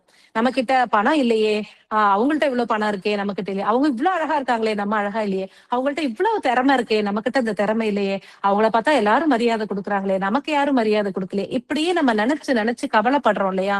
அந்த உணர்ச்சி வசப்படும் பொழுது, அதுக்குதான் உணர்ச்சி வசப்படக்கூடாது அப்படின்னு சொல்றாங்க. உணர்வு நிலையில இருங்க, இல்லைன்னா அறிவு நிலையில இருங்கன்னு அவங்க சொல்ற மாதிரி, இந்த உணர்ச்சி வசப்படும் பொழுது இந்த கெமிக்கல்ஸ் உருவாகுது. இந்த கெமிக்கல்ஸ் தான் அமில கழிவுகள் அப்படின்னு சொல்லக்கூடிய அந்த கழிவுகளால் உருவாகக்கூடிய நிலைதான் இந்த மணிப்பூரக சக்கரத்தை சென்று அடைந்து படிந்து அதை இயங்க விடாமல் செய்கிறது. அப்போ நம்ம மன அழுத்தத்தை நீக்கக்கூடிய அற்புதமான பயிற்சியை தான் நாளைக்கு நாம எல்லாரும் செய்ய போறோம். அப்போ இந்த மன அழுத்தம் நீங்கினால் என்ன நடக்கும் அப்படின்னா, தன்னிடம் உள்ளவற்றை உணர்ந்து ஓய்வுறும் நிலை. என்கிட்ட இவ்வளவு இருக்கே, கடவுள் நம்மளுக்கு எவ்வளவு கொடுத்திருக்காரு அப்படின்னு அந்த எண்ணமே முற்றிலுமாக மாற்றம் அடையும் அப்படின்னு சொல்றாங்க. இன்னொன்னு என்னன்னா, நமக்கும் கீழே எவ்வளவு பேர் இருக்காங்க அப்படிங்கிற ஒரு சிந்தனை வரும். இறைவன் எவ்வளவு கருணையானவர், எனக்கு இவ்வளவு கொடுத்திருக்காரு, ஒருத்தன் காலே இல்லாம இருக்கான், எனக்கு கால்கள் கொடுத்திருக்காரு அப்படின்னு சொல்லுவாங்க பாருங்க. அந்த மாதிரி இருக்கிறத வச்சு திருப்தி அடையறதுக்கும், அப்படி நடக்கும் பொழுதே மெல்ல மெல்ல மன அழுத்தம் நீங்க நம்ம என்னெல்லாம் என்ன எதிர்பார்த்தோமோ அதுல இருக்கிற பற்றுகள் விலகிடுது இல்லையா. அந்த பற்றுகள் விலகினா நம்ம என்னெல்லாம் எதிர்பார்த்தோமோ அது நமக்கு திறமை அதிகமாகும், பணம் அதிகமாகும், மரியாதை அதிகமாகும், எல்லாமே நடக்கும். ஏன்னா அது மேல வச்சிருந்த பற்றை நம்ம எடுத்துடுறோம் இல்லையா. அதனால கழிவுகள் நீங்கிறது தான் இந்த பற்றுகள் நீங்கிறது. கழிவுகள் நீங்கிவிட்டால் பற்றுகள் எல்லாம் நீங்கிவிடும்.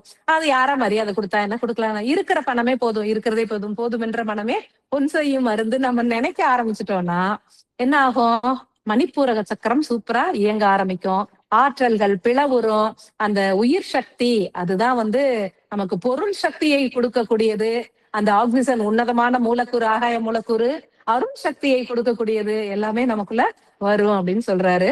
அடுத்தது நீர் தேகம். 2வது நாள் நம்ம செய்ய போறோம், காலையில இருந்து சாயந்தரம் வரைக்கும் செய்ய போற அந்த நீர் தேகத்துல மணிப்பூரக சக்கரத்துல என்ன மாதிரி கழிவுகள் இருக்கும் ஐயா சொல்றாருன்னா, அறியாமை. ரொம்ப சிம்பிளா ஒரே வார்த்தை, அறியாமை.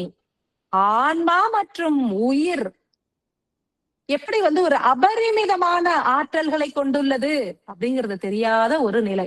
என்னுடைய ஆன்மா, ஒவ்வொருத்தரும் நினைச்சுக்கோங்க, என்னுடைய ஆன்மா, என்னுடைய உயிர் எப்பேற்பட்ட ஆற்றல், இந்த பிரபஞ்சத்தையே ஆளும் திறன் கொண்டதுதான் ஒவ்வொருவருடைய ஆன்மா அப்படின்னு ஐயா குறிப்பிட்டிருக்காரு. ஒவ்வொரு உயிர் சக்தி ஆதிபராசக்திக்கு இணையான ஆற்றல் ஒவ்வொரு உயிருக்கும் உண்டு. நமக்குள்ள இவ்வளவு பொக்கிஷம் இருக்கா, இவ்வளவு புதையல் இருக்கா, இவ்வளவு ஆற்றல்கள் இருக்கா, அது நமக்கு தெரியல. நாம சாதாரணமா நம்மளால இவ்வளவுதான் முடியும், நமக்கு அது இல்லை அப்படின்னு நினைச்சுக்கிட்டு நம்ம விட்டுறோம் இல்லையா. இந்த அறியாமைதான் நீர் தேகத்தில் இருக்கக்கூடிய கழிவுகள் அப்படின்னு குறிப்பிட்டிருந்தாரு. ரொம்ப ஆச்சரியமான விஷயம். இந்த கழிவுகள் எல்லாம் நம்ம நீங்கிறதுக்கு இந்த பயிற்சிகளை எடுத்துக்கிறோம். நம்ம செய்யற தனுராசனமும் நாம் செய்யக்கூடிய அந்த தியான பயிற்சிகளின் மூலமும் கழிவுகள்லாம் நீங்கினால் என்ன நடக்கும், ஆன்மா மற்றும் உயிரின் அபரிமிதமான ஆற்றல்கள் தன்னிச்சை செயலாய் வெளிப்படும். நம்ம ஒண்ணுமே பண்ண வேண்டாம். ஆன்மாவின் ஆற்றல்கள் அபரிமிதமாய் வெளிப்படும். எண்ணியவை எல்லாம் நடக்கும். நினைச்சதெல்லாம் நடக்க ஆரம்பிக்கும். உயிர் சக்தி அபரிமிதமா இருக்கும். ஒரு 3 மணி நேரம் 4 மணி நேரம் தூங்கினா கூட போறோம். அவ்வளவு ஆற்றல் இருக்கும். ஒருவேளை கொஞ்சம் சாப்பிட்டா கூட போறோம். உடல்ல அவ்வளவு எனர்ஜி இருக்கும். எங்க இருந்து இவ்வளவு எனர்ஜி வந்தது அப்படின்னா நம்ம உயிர் சக்தி பெருகுது. ஏன்னா அவ்வளவு நாள் அடைச்சி கழிவுகளால் மூடப்பட்டிருந்தது. அந்த உயிர் சக்தி பெருக பெருக நாம் ரொம்ப அற்புதமாக நம்மை நாமே உணர்ந்து கொள்ளக்கூடிய அந்த திறன் கிடைக்கும்னு சொல்லியிருக்காரு. அடுத்தது பாத்தீங்கன்னா வாயு தேகம் 3வது நாள் அதிக பயிற்சிகளை மேற்கொள்ளக்கூடிய அந்த தினத்துல தமஸ் என்கின்ற சோம்பல் அப்படின்னு சொல்லியிருக்காரு. இந்த சோம்பல் குணம் எல்லாருக்குமே அதிக அளவுல இப்ப இருந்துகிட்டே இருக்கு. உட்கார்ந்த இடத்துல எல்லாம் எது வேணாலும் ஆர்டர் பண்றாங்க. ஒரு கடைக்கு போய் ஒரு பொருளை வாங்குறது கூட இன்றைய காலத்துல நிறைய பேர் யோசிக்கிறாங்க. வீட்டுல இருந்தே ஆர்டர் பண்ணா எல்லாமே வந்துருது. ஃபுட்ல இருந்து எந்த பொருள் வேணாலும் 10 நிமிஷத்துக்குள்ள வரணுமா அது கூட வந்துருது. சோ எந்த அளவுக்கு தமஸ் என்கின்ற இந்த சோம்பல் குணம் அதிகரித்து வருகிறது என்பதை நாம் கண்கூடாக பார்க்கிறோம் இல்லையா? இதற்கான மூல காரணம் என்னன்னா வாயு தேகத்தில் இருக்கக்கூடிய மணிப்பூரக சக்கரத்தில் இருக்கக்கூடிய அடைப்புகள் கழிவுகள் அப்படின்னு சொல்றாரு. பல முக்கியமான செயல்களையே நம்ம செய்ய மாட்டேங்கிறோம். நிறைய விஷயங்களை நம்ம தள்ளி போடுறோம், தவிர்த்துடுறோம். இதெல்லாம் சோம்பலினுடைய வெளிப்பாடு தானே. இந்த மாதிரி யோகா செய்யறது, உடலுக்கு பயிற்சிகள் உடலுக்கு செய்யறது, நல்ல உணவுகளை நமது கையாலே சமைத்து சாப்பிடுறது, இதெல்லாம் இன்றைய காலத்துல குறைஞ்சுக்கிட்டு வருது. இது இதனுடைய கழிவுகளினுடைய வெளிப்பாடுதான் அப்படின்னு சொல்றாரு. இந்த குணத்தை நாம இப்போ இந்த பயிற்சிகளை எல்லாம் மேற்கொண்டு தியான நிலைகளை எல்லாம் மேற்கொண்டால் என்ன நடக்கும் அப்படின்னா நல்ல சுறுசுறுப்பு வரும், நல்ல பகுத்தறிவு வரும். எது சத்தியம் எல்லாரும் சொல்றாங்க, எல்லாரும் அப்படித்தானே செய்யறாங்க, நான் ஏன் செய்யக்கூடாது அப்படி அந்த எண்ணம் எல்லாம் போயிடும். நாம அவங்களுக்கு எடுத்து சொல்லக்கூடிய ஒரு நிலையில எல்லாரும் உருமாறிடுவோம். சுறுசுறுப்பு வரும், நல்ல பகுத்தறிவு வரும், அருட்செல்வமும் பொருட்செல்வமும் தனிச்சை செயலாய் பெருக துவங்கும் அப்படின்னு சொல்றாரு. அடுத்தது அக்னி தேகம் 4வது நாள்ல இந்த அக்னி தேகத்துல என்ன நடக்குது அப்படின்னா கழிவுகள் தேங்காது அப்படின்னு சொல்றாரு ஐயா. அதுக்கு பதிலா கசிவு லீக்கேஜ் அது நடக்குது அப்படின்னு சொல்றாங்க. இந்த உயிர் ஆற்றலினுடைய விரயம் என்பது நிகழ்கிறது, கசிவு நிகழ்கிறது, கழிவுகள் இதுல இருக்கிறது இல்ல. ஏன் இந்த கசிவு நடக்குது அப்படின்னா எவ்வளவு முக்கியமான விஷயம் பாருங்களேன். அளவுக்கு அதிகமாக ஐம்புலன்களையும் இயக்கும் தருணம் மணிப்பூரகத்திற்கு செல்ல வேண்டிய உயிர் சக்தி, அந்த ஹைட்ரஜன் பிளஸ் அந்த ஆக்சிஜன் சொல்லக்கூடிய அந்த சக்தி எரிபொருள் கசிந்து பல்வேறு இடங்களுக்கு சென்று விரயமாகி விடுகிறது. அங்க போய் மணிப்பூரக சக்கரத்துக்கு போனாதானே அது பிளந்து உயிர் சக்தியை சேமிச்சு அதை நம்மளுக்கு பொருட்செல்வமாகவும் கொடுக்குது, மூலாதாரத்துல போய் அருட்செல்வத்தை கொடுக்குது. இந்த வேலையெல்லாம் அது செய்யணும் அப்படின்னா அதுகிட்ட ஆற்றலே வரல. ஆற்றல் வந்தாதானே அப்புறம் அதை பிளந்து வேலை பார்க்கறதுக்கு. அதனால என்ன நடக்குது, இந்த கசிவுகளின் மூலம் ஆற்றல் விரயமாகிறதுனால மணிப்பூரக சக்கரம் வாயு தேகத்தில் சீராக இயங்குவதில்லை அப்படின்னு குறிப்பிட்டிருந்தார். இது வரைக்கும் கழிவுகள் தான் நம்ம யோசிச்சுட்டு இருப்போம். கசிவுகள் பத்தி ஐயா சொன்னது ரொம்ப ஆச்சரியமான விஷயமா இருந்தது. எதுக்கு மூல காரணம்? ஐம்புலன்களை அளவுக்கு அதிகமா கண்டபடி 12 மணி 1 மணி வரைக்கும் மொபைல் பாக்குறது, போன் டிவி பாக்குறது, நிறைய விஷயங்கள் பாக்குறது, நைட் தூங்க வேண்டிய நேரத்துல தூங்காம வேலை செய்யறது, ஐம்புலன்களையும் அளவுக்கு அதிகமாக தேய்மானம் உருவாயிடுது. அவ்வளவுதான், இவ்வளவுதான் பார்க்கணும், இவ்வளவுதான் ஒளி இருக்கணும் அப்படின்னு அளவுக்கு அதிகமா ரொம்ப பிரைட் லைட் போட்டுட்டு மாலுக்கு எல்லாம் போனீங்கன்னா அவ்வளவு லைட்ஸ் இருக்கும். அதெல்லாம் பார்க்கும் பொழுது நம்ம உயிராற்றல்கள்ல தான் விரயம் ஆயிடுது, அதெல்லாம் லீக்கேஜ் ஆயிடுது அப்படிங்கறத குறிப்பிட்டிருக்காரு. இந்த பயிற்சியை நம்ம தனுராசனத்தை ஏற்று தியான பயிற்சிகளையும் ஏற்கும் பொழுது என்ன நடக்குது அப்படின்னாக்கா புலன் ஒடுக்கம் எளிதாகவே ஏன் நடக்குதுன்னே தெரியல. இப்ப யாராவது கூப்பிட்டாங்க மாலுக்கு போலாமா, அங்க போய் இது பண்ணலாமா, இது சுத்தலாமா, இல்ல நான் வரல எனக்கு முடியல அப்படின்னு நம்ம சொல்லக்கூடிய அளவுக்கு நமக்கு ஒரு மன மாற்றம் உருவாகும் அப்படின்னு சொல்றாரு. புலன் ஒடுக்கம் தன்னிச்சை செயலால் நிகழும், உயிர் ஆற்றலின் விரயமும் தவிர்க்கப்படும் அப்படின்னு குறிப்பிட்டிருந்தாரு. கடைசியாக ஆகாய தேகம், இதுல என்ன சொல்றாரு, எப்படி அதுல உயிர் சக்தியினுடைய கசிவு இருக்கோ அதுல ஒளி சக்தி, நான் சொன்னேன் இல்லையா, அந்த ஆக்சிஜன் ரொம்ப உன்னதமான ஆகாய மூலக்கூறு மெல்ல மெல்ல மெல்ல இறங்கி மூலாதாரத்துல போய் தேக்கம் அடையுதுன்னு சொல்றாங்கல்ல, இந்த சக்தி கசிந்து வேஸ்ட் ஆகுது. கசிவு, ஒளி கசிவு, பிராணசக்தியின் விரயம் அப்படின்னு சொல்றாரு. ஆகாய தேகத்தில் உள்ள மணிப்பூரக சக்கரம் என்பது உயர்ந்த ஆகாய மூலக்கூறுகளை ஈர்த்து தேகம் முழுவதும் கடத்தும் வல்லமை பெற்றதான். இந்த மணிப்பூரக சக்கரத்துக்கே ஒரு அற்புதமான ஆற்றல் இருக்கு. மேலேந்து வரக்கூடிய அந்த ஆகாய மூலக்கூறுகளை அது இழுக்குது, கீழே இழுத்து அது பிளவுறுத்துறது தானே அதனுடைய வேலை. அதனால ஆகாய மூலக்கூறுகளை இழுத்து தேகம் முழுவதும் கொடுக்கக்கூடிய ஆற்றல் தான் அதுகிட்ட இருக்கு. ஆனா நாம என்ன செய்யறோம்? அந்த ஆற்றலை விரயம் செய்யறோம். என்ன அது குறிப்பிடுறாருன்னா, இறை சிந்தனை என்பதுதான் இந்த ஒளியினை உடல் முழுவதும் எப்படி இந்த மணிப்பூரக சக்கரத்திற்கு ஆகாய மூலக்கூறுகளை ஈர்க்கும் சக்தி இருக்குன்னா, இறை சிந்தனை அப்படின்னு குறிப்பிட. இறை சிந்தனையை நிகழ்த்துறோம் அப்படின்னா மணிப்பூரக சக்கரம் வந்து விழிப்படைந்து ஆகாய தேகத்தில் உள்ள மணிப்பூரக சக்கரம் விழிப்படைந்து ஆகாய மூலக்கூறுகளை ஈர்க்க துவங்கும். இறை சிந்தனையில் இருக்கும் பொழுது, தியானத்தில் இருக்கும் பொழுது, இறைவனை எண்ணி வழிபடும் பொழுது இது நடக்குது அப்படின்னு சொல்றாங்க. இப்போ நம்ம இறை சிந்தனையிலேயே நிறைய பேர் இருக்கிறது இல்ல, வெவ்வேறு சிந்தனைகள்ல இருக்கோம். அந்த சிந்தனை, அந்த இறை சிந்தனை அற்ற தருணங்களில் எல்லாம் இந்த ஆகாய மூலக்கூறு வெவ்வேறு இடங்கள்ல வேஸ்டா போயிடுது, அது கரைஞ்சு போயிடுது, வந்த இடத்துக்கே மீண்டும் திரும்பி போயிடுது.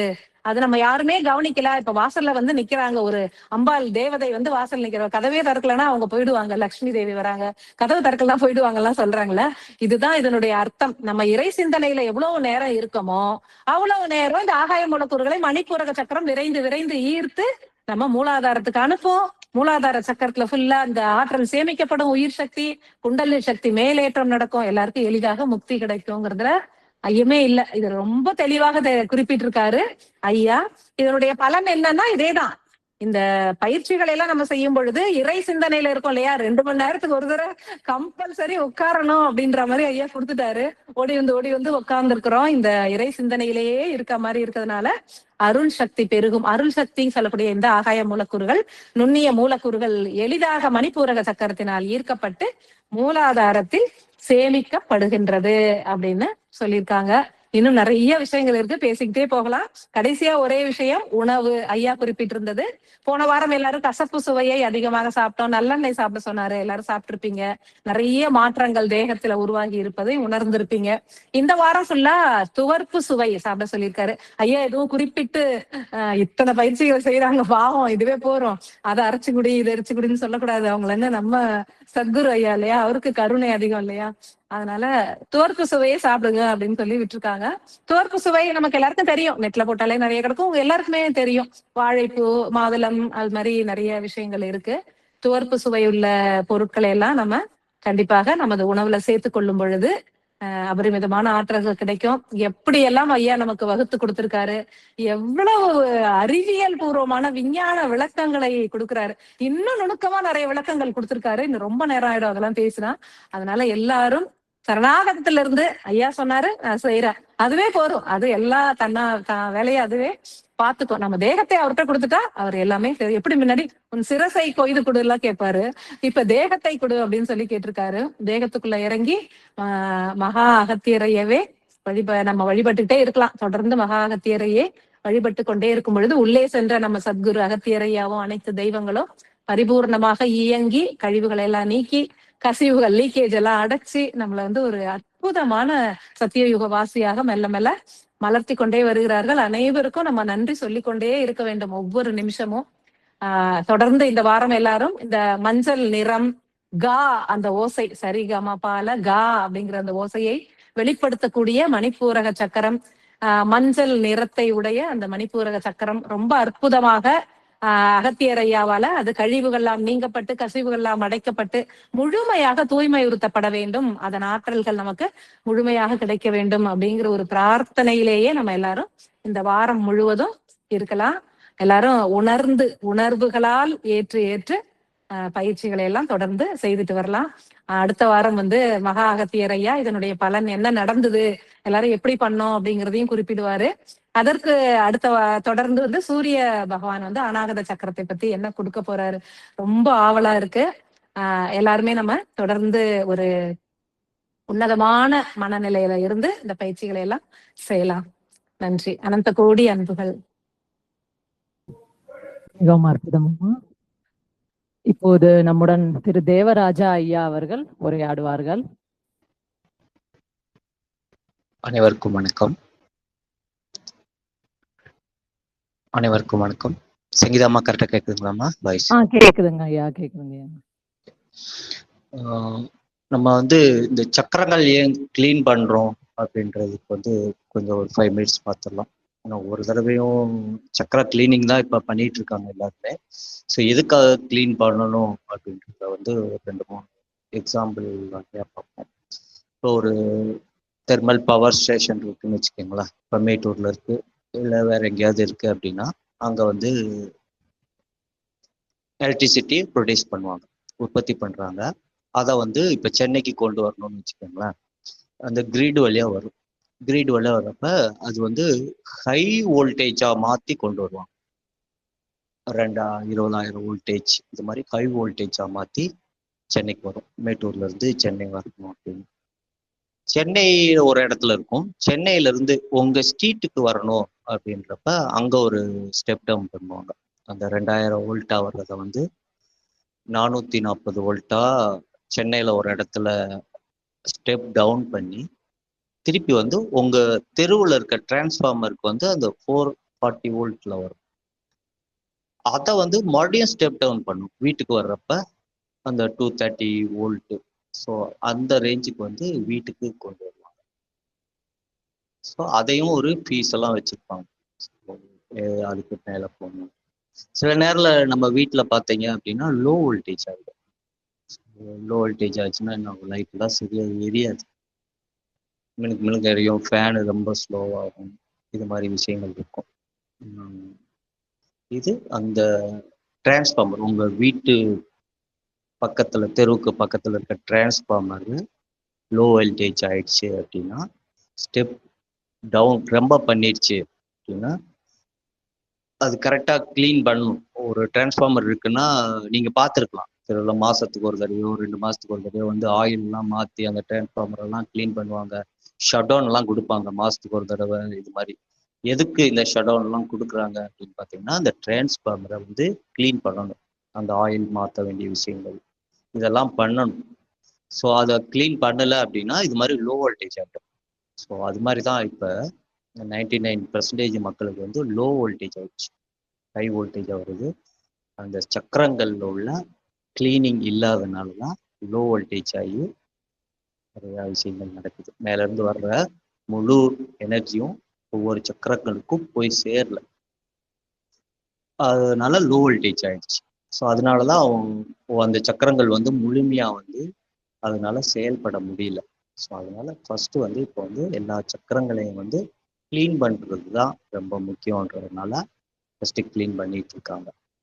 ஸோ க்ளீன் பண்ணி முடித்த பிறகு அம்மா சொன்ன மாதிரி பிரம்ம நாடி, விஷ்ணு நாடி, சிவ நாடி.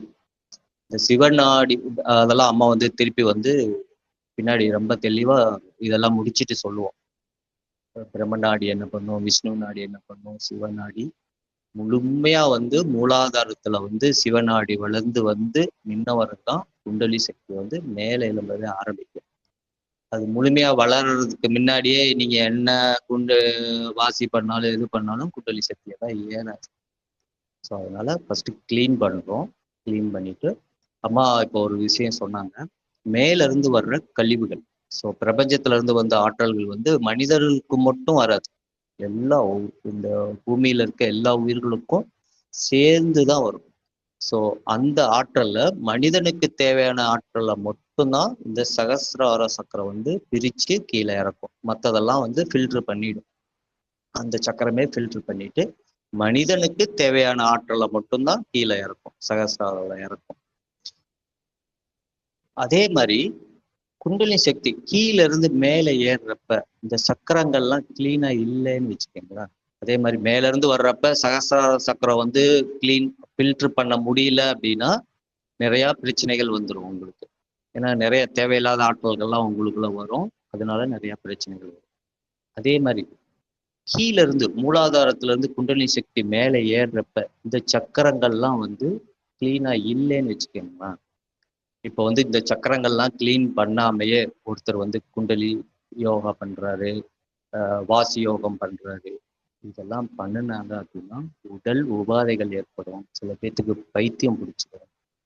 நிறைய பேரை பார்த்துருப்போம், குண்டலி யோகம் பண்ணி பைத்தியம் ஆயிட்டாங்கலாம் கேள்விப்பட்டிருப்போம். ஸோ இதெல்லாம் ஏன் நடக்குது அப்படின்னா, ஏன் குண்டலி சக்தி ஏற்றி இறைவனை நோக்கி ஏன் போறப்ப ஏன் அவங்களுக்கு பைத்தியம் பிடிக்கிறதுலாம் நிறைய எனக்கு கொஸ்டின் இருந்தது. ஸோ ஐயா கிளியர் பண்ணுறப்ப தான் எனக்கு புரிஞ்சது. இது மாதிரி சக்கரங்களில் வந்து நிறையா கழிவுகள் இருக்கும். இந்த கழிவுகள் வந்து கீழே இருந்து ஒரு தண்ணி வருது, பைப்பில் வருது அப்படின்றப்ப அது கிளீனாக இல்லைன்னா அந்த அழுக்குகளை எடுத்துட்டு வரும். அப்ப வாசி பண்றவங்க ஃபர்ஸ்ட் வந்து விசித்தி வரைக்கும் தான் வாசி பண்ணணும். நம்ம துரியம் துரியாதெல்லாம் வாசி பண்ணக்கூடாது. துரிய வரைக்கும் தான் பழகிறவங்க வந்து வாசி பண்ணணும் ஃபர்ஸ்ட். அதுல இந்த சக்கரங்கள்ல இருந்து வர்க்க அழுக்குகள்லாம் வந்து நமக்கு வந்து வாமிட் ஆகிடும். வகுத்துக்குள்ள பண்ணால் கூட வாமிட் ஆகிடும். இதனாலேயே நிறைய பிரச்சனைகள் வரும். இந்த பிரச்சனைகள்லாம் வந்துடக்கூடாது அப்படின்றதுக்காக தான் ஐயா வந்து கிளீன் பண்றாரு. ஸோ ரொம்ப அற்புதமா இருக்கு. ஸோ ஏன்னா இப்போ ஐயா எப்படி எடுத்துட்டு போயிட்டு இருக்காங்க அப்படின்னு பார்க்குறப்ப நல்லா ஒரு 6 மாசம்லாம் பார்த்தீங்கன்னா எந்திரிக்கவே முடியாத அளவுக்குலாம் இருந்தேன். ஸோ எந்திரிக்கவே முடியாது. 360 டிகிரிலையும் வந்து அப்படியே பூமி சுத்திட்டே இருக்கும்.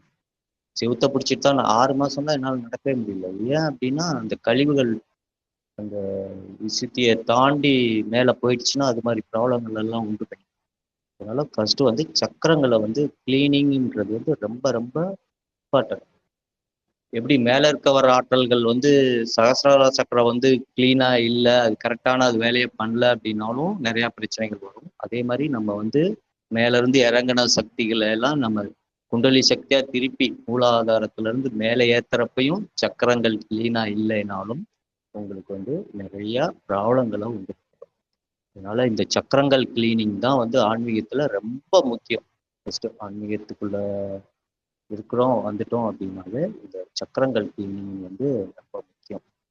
அதனால இந்த பயிற்சிகளை வந்து அதோட முக்கியத்துவம் புரிஞ்சு பண்ணணுன்றதுக்காக இந்த ஒரு இது சொல்லியிருக்கேன். இப்போ நம்ம வந்து இப்போ அடுத்து வந்து மணிப்பூரகத்துக்குள்ளான பயிற்சியை பார்க்க போகிறோம். அதில் வந்து ஃபர்ஸ்ட் ஸ்லைடு இது பண்ணுங்க.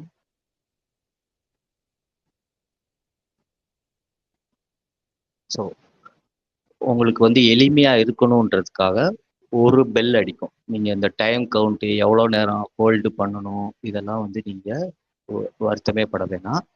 ஒரு சிங்கிள் பெல் அடிக்கிறப்ப நீங்கள் நார்மல் பொசிஷன்ல இருந்து இந்த பொசிஷனுக்கு நீங்களே வந்துடுங்க. சிங்கிள் பெல் அடிக்கும், அதுலேயே அடிக்கும், அந்த வீடியோவில் அடிக்கும். சிங்கிள் பெல் அடிக்கிறப்ப இந்த பொசிஷனுக்கு நீங்கள் வந்துடணும். செகண்ட் ஸ்லைட் போடுங்க. 2 பெல் அடிக்கும். 2 பெல் அடிக்கிறப்ப நீங்கள் நார்மல் பொசிஷனுக்கு போயிடும். இந்த டயத்தை எவ்வளோ தூரம் இன்க்ரீஸ் பண்ணுறது, எவ்வளோ தூரம் ஹோல்டு பண்ணுறது எல்லாமே வந்து உங்களோட வீடியோவிலேயே அந்த டயத்தை வந்து நாங்கள் வந்து கரெக்டாக இருக்கணும். எவ்வளோ நேரம் ஹோல்டு பண்ணணும், எப்போ விடணும், இதெல்லாம் உங்கள் அறிவுக்கே கொண்டு போகக்கூடாதுன்றதுக்காக சிங்கிள் பெல் அடிக்கிறப்ப ஃபர்ஸ்ட் ஸ்லைட் போங்க.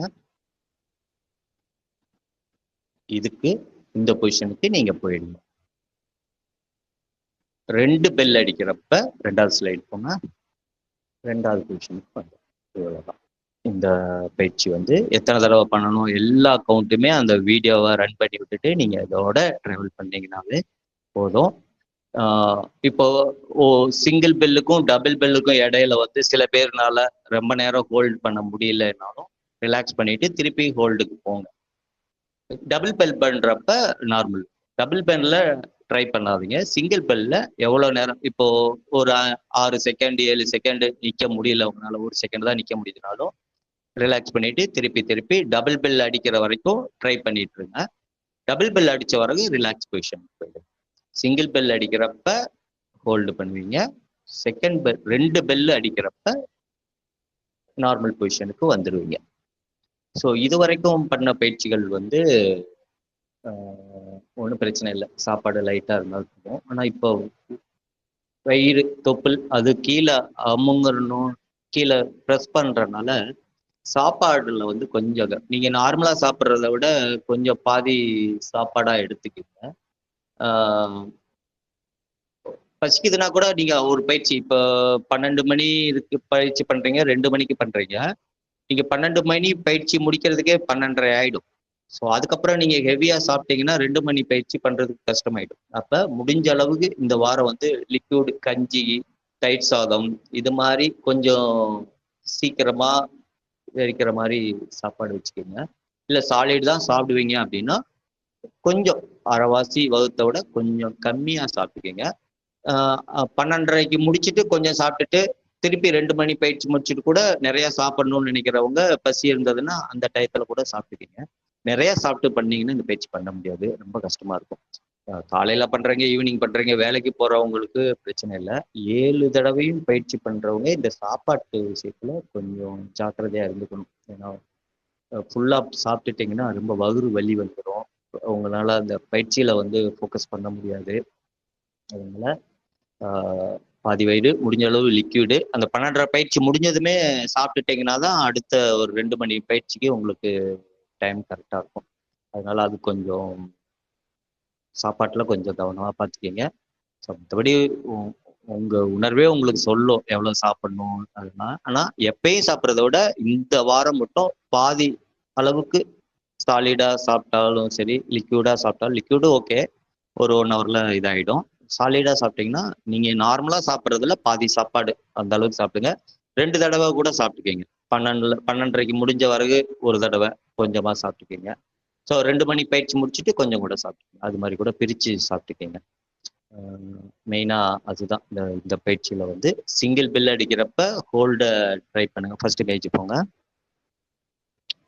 சிங்கிள் பெல் அடிக்கும், இந்த ஹோல்டுக்கு பொசிஷனுக்கு நீங்கள் போயிடணும்.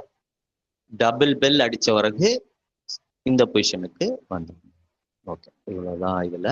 மற்றபடி உங்களுக்கு என்ன இந்த பயிற்சியில் ஏதாவது சிரமங்கள் ஏதாவது இருந்தது அப்படின்னா உங்கள் டீமில் இருக்க கோஆர்டினேட்டருக்கும் நீங்கள் மெசேஜ் பண்ணுங்க, வாய்ஸ் மெசேஜ் அனுப்புங்க, உடனே ரிப்ளை பண்ணுவாங்க. ஏன்னா மற்ற பயிற்சிகளை விட இது கொஞ்சம் வயிறு ரொம்ப சாஃப்டாக இருக்கும் எல்லாத்துக்குமே. மற்ற இடங்கள்லாம் வந்து இது கொஞ்சம் சாஃப்டாக இருக்கனால புதுசாக பண்ணுறவங்க, கொஞ்சம் தொப்பை இருக்கிறவங்க, அவங்களுக்கெல்லாம் கொஞ்சம் கஷ்டமாக இருக்கும் இந்த பயிற்சிகள் பண்ணுறதுனால. அதனால தான் கொஞ்சம் அதை பற்றி கொஞ்சம் டீட்டெயிலாக சொல்கிறோம். முடிஞ்ச அளவு பண்ணுங்க, முடியல அப்படின்னாலும் சும்மா படுத்துட்டு ட்ரை பண்ணுங்க. முடிஞ்ச அளவு இது பண்ணுறது ட்ரை பண்ணுங்க, போக போக பண்ணிக்கலாம். ஓகே, இதுதான் இந்த பயிற்சியை பற்றி வச்சு. ஸோ இந்த பயிற்சிகளை வந்து 7 தடவையும் அம்மாவும் பண்ணிட்டு தான் இருக்காங்க. ஸோ அதனால என்ன விஷயங்கள் நடக்குது அதெல்லாமே நோட்ஸ் எடுத்துக்கிட்டு இருக்காங்க. இன்னும் நிறையா நோட்ஸ் எல்லாம் வந்து சொல்ல, ஏன்னா அடுத்தடுத்த வாரங்களுக்கு உண்டான பயிற்சிகளை பற்றி சொல்றதுனால நம்ம அதை டெப்தா என்ன சொல்ல. இந்த பயிற்சிகள்லாம் முடிஞ்ச வரைக்கும் 49க்கு அப்புறம் அந்த ஒவ்வொரு பயிற்சியும் பண்றப்ப என்னென்ன நடந்ததுன்றத வந்து அம்மா வந்து எல்லாத்துக்கும் ரொம்ப தெளிவாக சொல்லுவாங்க. ஸோ அவங்களும் இந்த 7 பயிற்சியிலும் 7 டைமும் பண்ணிக்கிட்டு தான் இருக்காங்க. அதனால முடிஞ்ச அளவு நீங்களும் ட்ரை பண்ணி எல்லாரும் பண்ண ஆரம்பிங்க. ஓகே, அடுத்து வந்து சின்ன ஒரு 5 நிமிஷம் 10 நிமிஷத்தோட முடிச்சுக்கலாம். 3வது ஸ்லைட். ஸோ லாஸ்ட் டைம் பார்த்தோம் உணர்வு, உணர்ச்சி, அறிவு. ஸோ உணர்ச்சின்றது வந்து தனியாக இல்லை, இந்த உணர்வோட இதுவும் அறிவோட இதுவும் இணையற இடம், ரெண்டும் கலந்துருக்கிற இடம் தான் வந்து உணர்ச்சி அப்படின்னு சொல்லுவாங்க. ஸோ இந்த உணர்ச்சி தான் வந்து கர்ம வினைகளுக்கு வந்து ரொம்ப முக்கியம். இந்த உணர்ச்சி இல்லை, உணர்வு தனியாக பிரிஞ்சிருச்சு, உணர்விலே நின்றுட்டீங்கனாலும் நீங்கள் முக்தி அடைஞ்சிடலாம். இல்லை முக்தியை விட்டுட்டு அறிவு ஃபுல்லாக அறிவிலே நின்றுட்டீங்கனாலும் புரிஞ்சுக்கலாம். புரியறது அப்படின்னாலும் உணர்வை தான் புரிஞ்சுக்குவோம். அது நம்ம வந்து உணர்வு, உணர்ச்சி, அறிவு இதை பற்றியெல்லாம் நம்ம வந்து சக்தி, மனம் இவ்வளோதான். மேக்சிமம் பார்த்தீங்கன்னா அந்த நிறையா தெரிஞ்சுக்கிறத விட ஸோ ஒரு மனித உடல்ல வந்து என்னென்ன இருக்கு அப்படின்றது வந்து ஆன்மீகத்துக்கு வந்து பேசிக் எல்கேஜி யூகேஜியில் படிக்கிற மாதிரி ரொம்ப முக்கியமாக நம்ம படிஞ்சுக்கிறது வந்து உணர்ச்சினா என்ன, உணர்வுனா என்ன, அறிவுனா என்ன, சக்தி நிலைன்னா என்ன, மனம்னா என்ன, உடல்னா என்ன. ஸோ இது வந்து நம்ம தெளிவாக ஃபண்டமெண்டல் இல்லை, நமக்கு அதை பற்றின அறிவு இல்லை, அதை பற்றி புரிதல் இல்லை அப்படின்னா ஆன்மீகத்தில் வந்து நம்ம மேல் நிலைக்கு வர முடியாது. அதனால வர்ற வாரங்களில் வந்து தனித்தனியாக பார்ப்போம். ஸோ இந்த சக்கரங்கள் போயிட்டு இருக்கனால சும்மா சின்ன சின்ன விஷயங்கள் மட்டும், ஏன்னா இதையும் நீங்கள் கொஞ்சம் அந்த என்னதான் நம்ம வந்து தியரியாக படித்தாலும் அது ப்ராக்டிக்கலாக நம்ம அதை செயல்முறைப்படுத்தினாதான் அதோட பலன் உண்டு. ஸோ ஒரு தியரி ஒரு ப்ராக்டிக்கல் செஷன் இருந்தால் மட்டும்தான் நம்ம வந்து ஆன்மீகத்துக்கு வந்து இது பண்ண முடியும். அதனால உணர்வு, உணர்ச்சி, அறிவு. ஸோ உணர்ச்சின்றது தான் வந்து 99.99% மனிதர்கள் வந்து உணர்ச்சியில தான் இருக்கும். ஸோ உணர்ச்சி தான் வந்து கர்ம வினைகளை உருவாக்கும். உணர்வுக்கு போயிட்டீங்கனாலும் கர்ம வினைகளை உருவாக்காது, அறிவுக்கு போயிட்டீங்கனாலும் கர்ம வினைகளை உருவாக்காது. ஸோ அந்த பிறவி சுழற்சி வந்து கட் ஆயிடும். பியூரா நிற்க முடிஞ்சதுன்னா, உணர்விலே நிற்க முடிஞ்சது அப்படின்னா பிறவி சுழலாம் கட் பண்ணிடலாம். பியூரா அவங்களால அறிவிலே நிற்க முடிஞ்சதுன்னா பிறவி சுழலை கட் பண்ணிடலாம். ஆனா உணர்ச்சியில வந்து ரெண்டு கலந்து இருக்கும். நீங்க அறிவுல இருக்கீங்களா, உணர்வுல இருக்கீங்களான்னு ஒரு குழப்பத்திலேயே கொண்டு போயிடும் உணர்ச்சி. ஸோ அதுல உணர்ச்சியை விட்டு எப்படி வெளியே வர்றதுன்றதெல்லாம் வந்து நம்ம ஏன் வெளியே வர முடியல அப்படின்னா வந்து ஆற்றல் இல்லை. மனிதன் உடம்புல வந்து அதை விட்டு இப்போ ஒரு கார் வந்து மேட்ல நின்று போச்சு, அதை தள்ளணும் அப்படின்னா ஆற்றல் இல்லை, தள்ளக்கூடிய ஆற்றல் வந்து இல்லை. ஆற்றல் இருந்ததுன்னா தள்ளிடலாம்.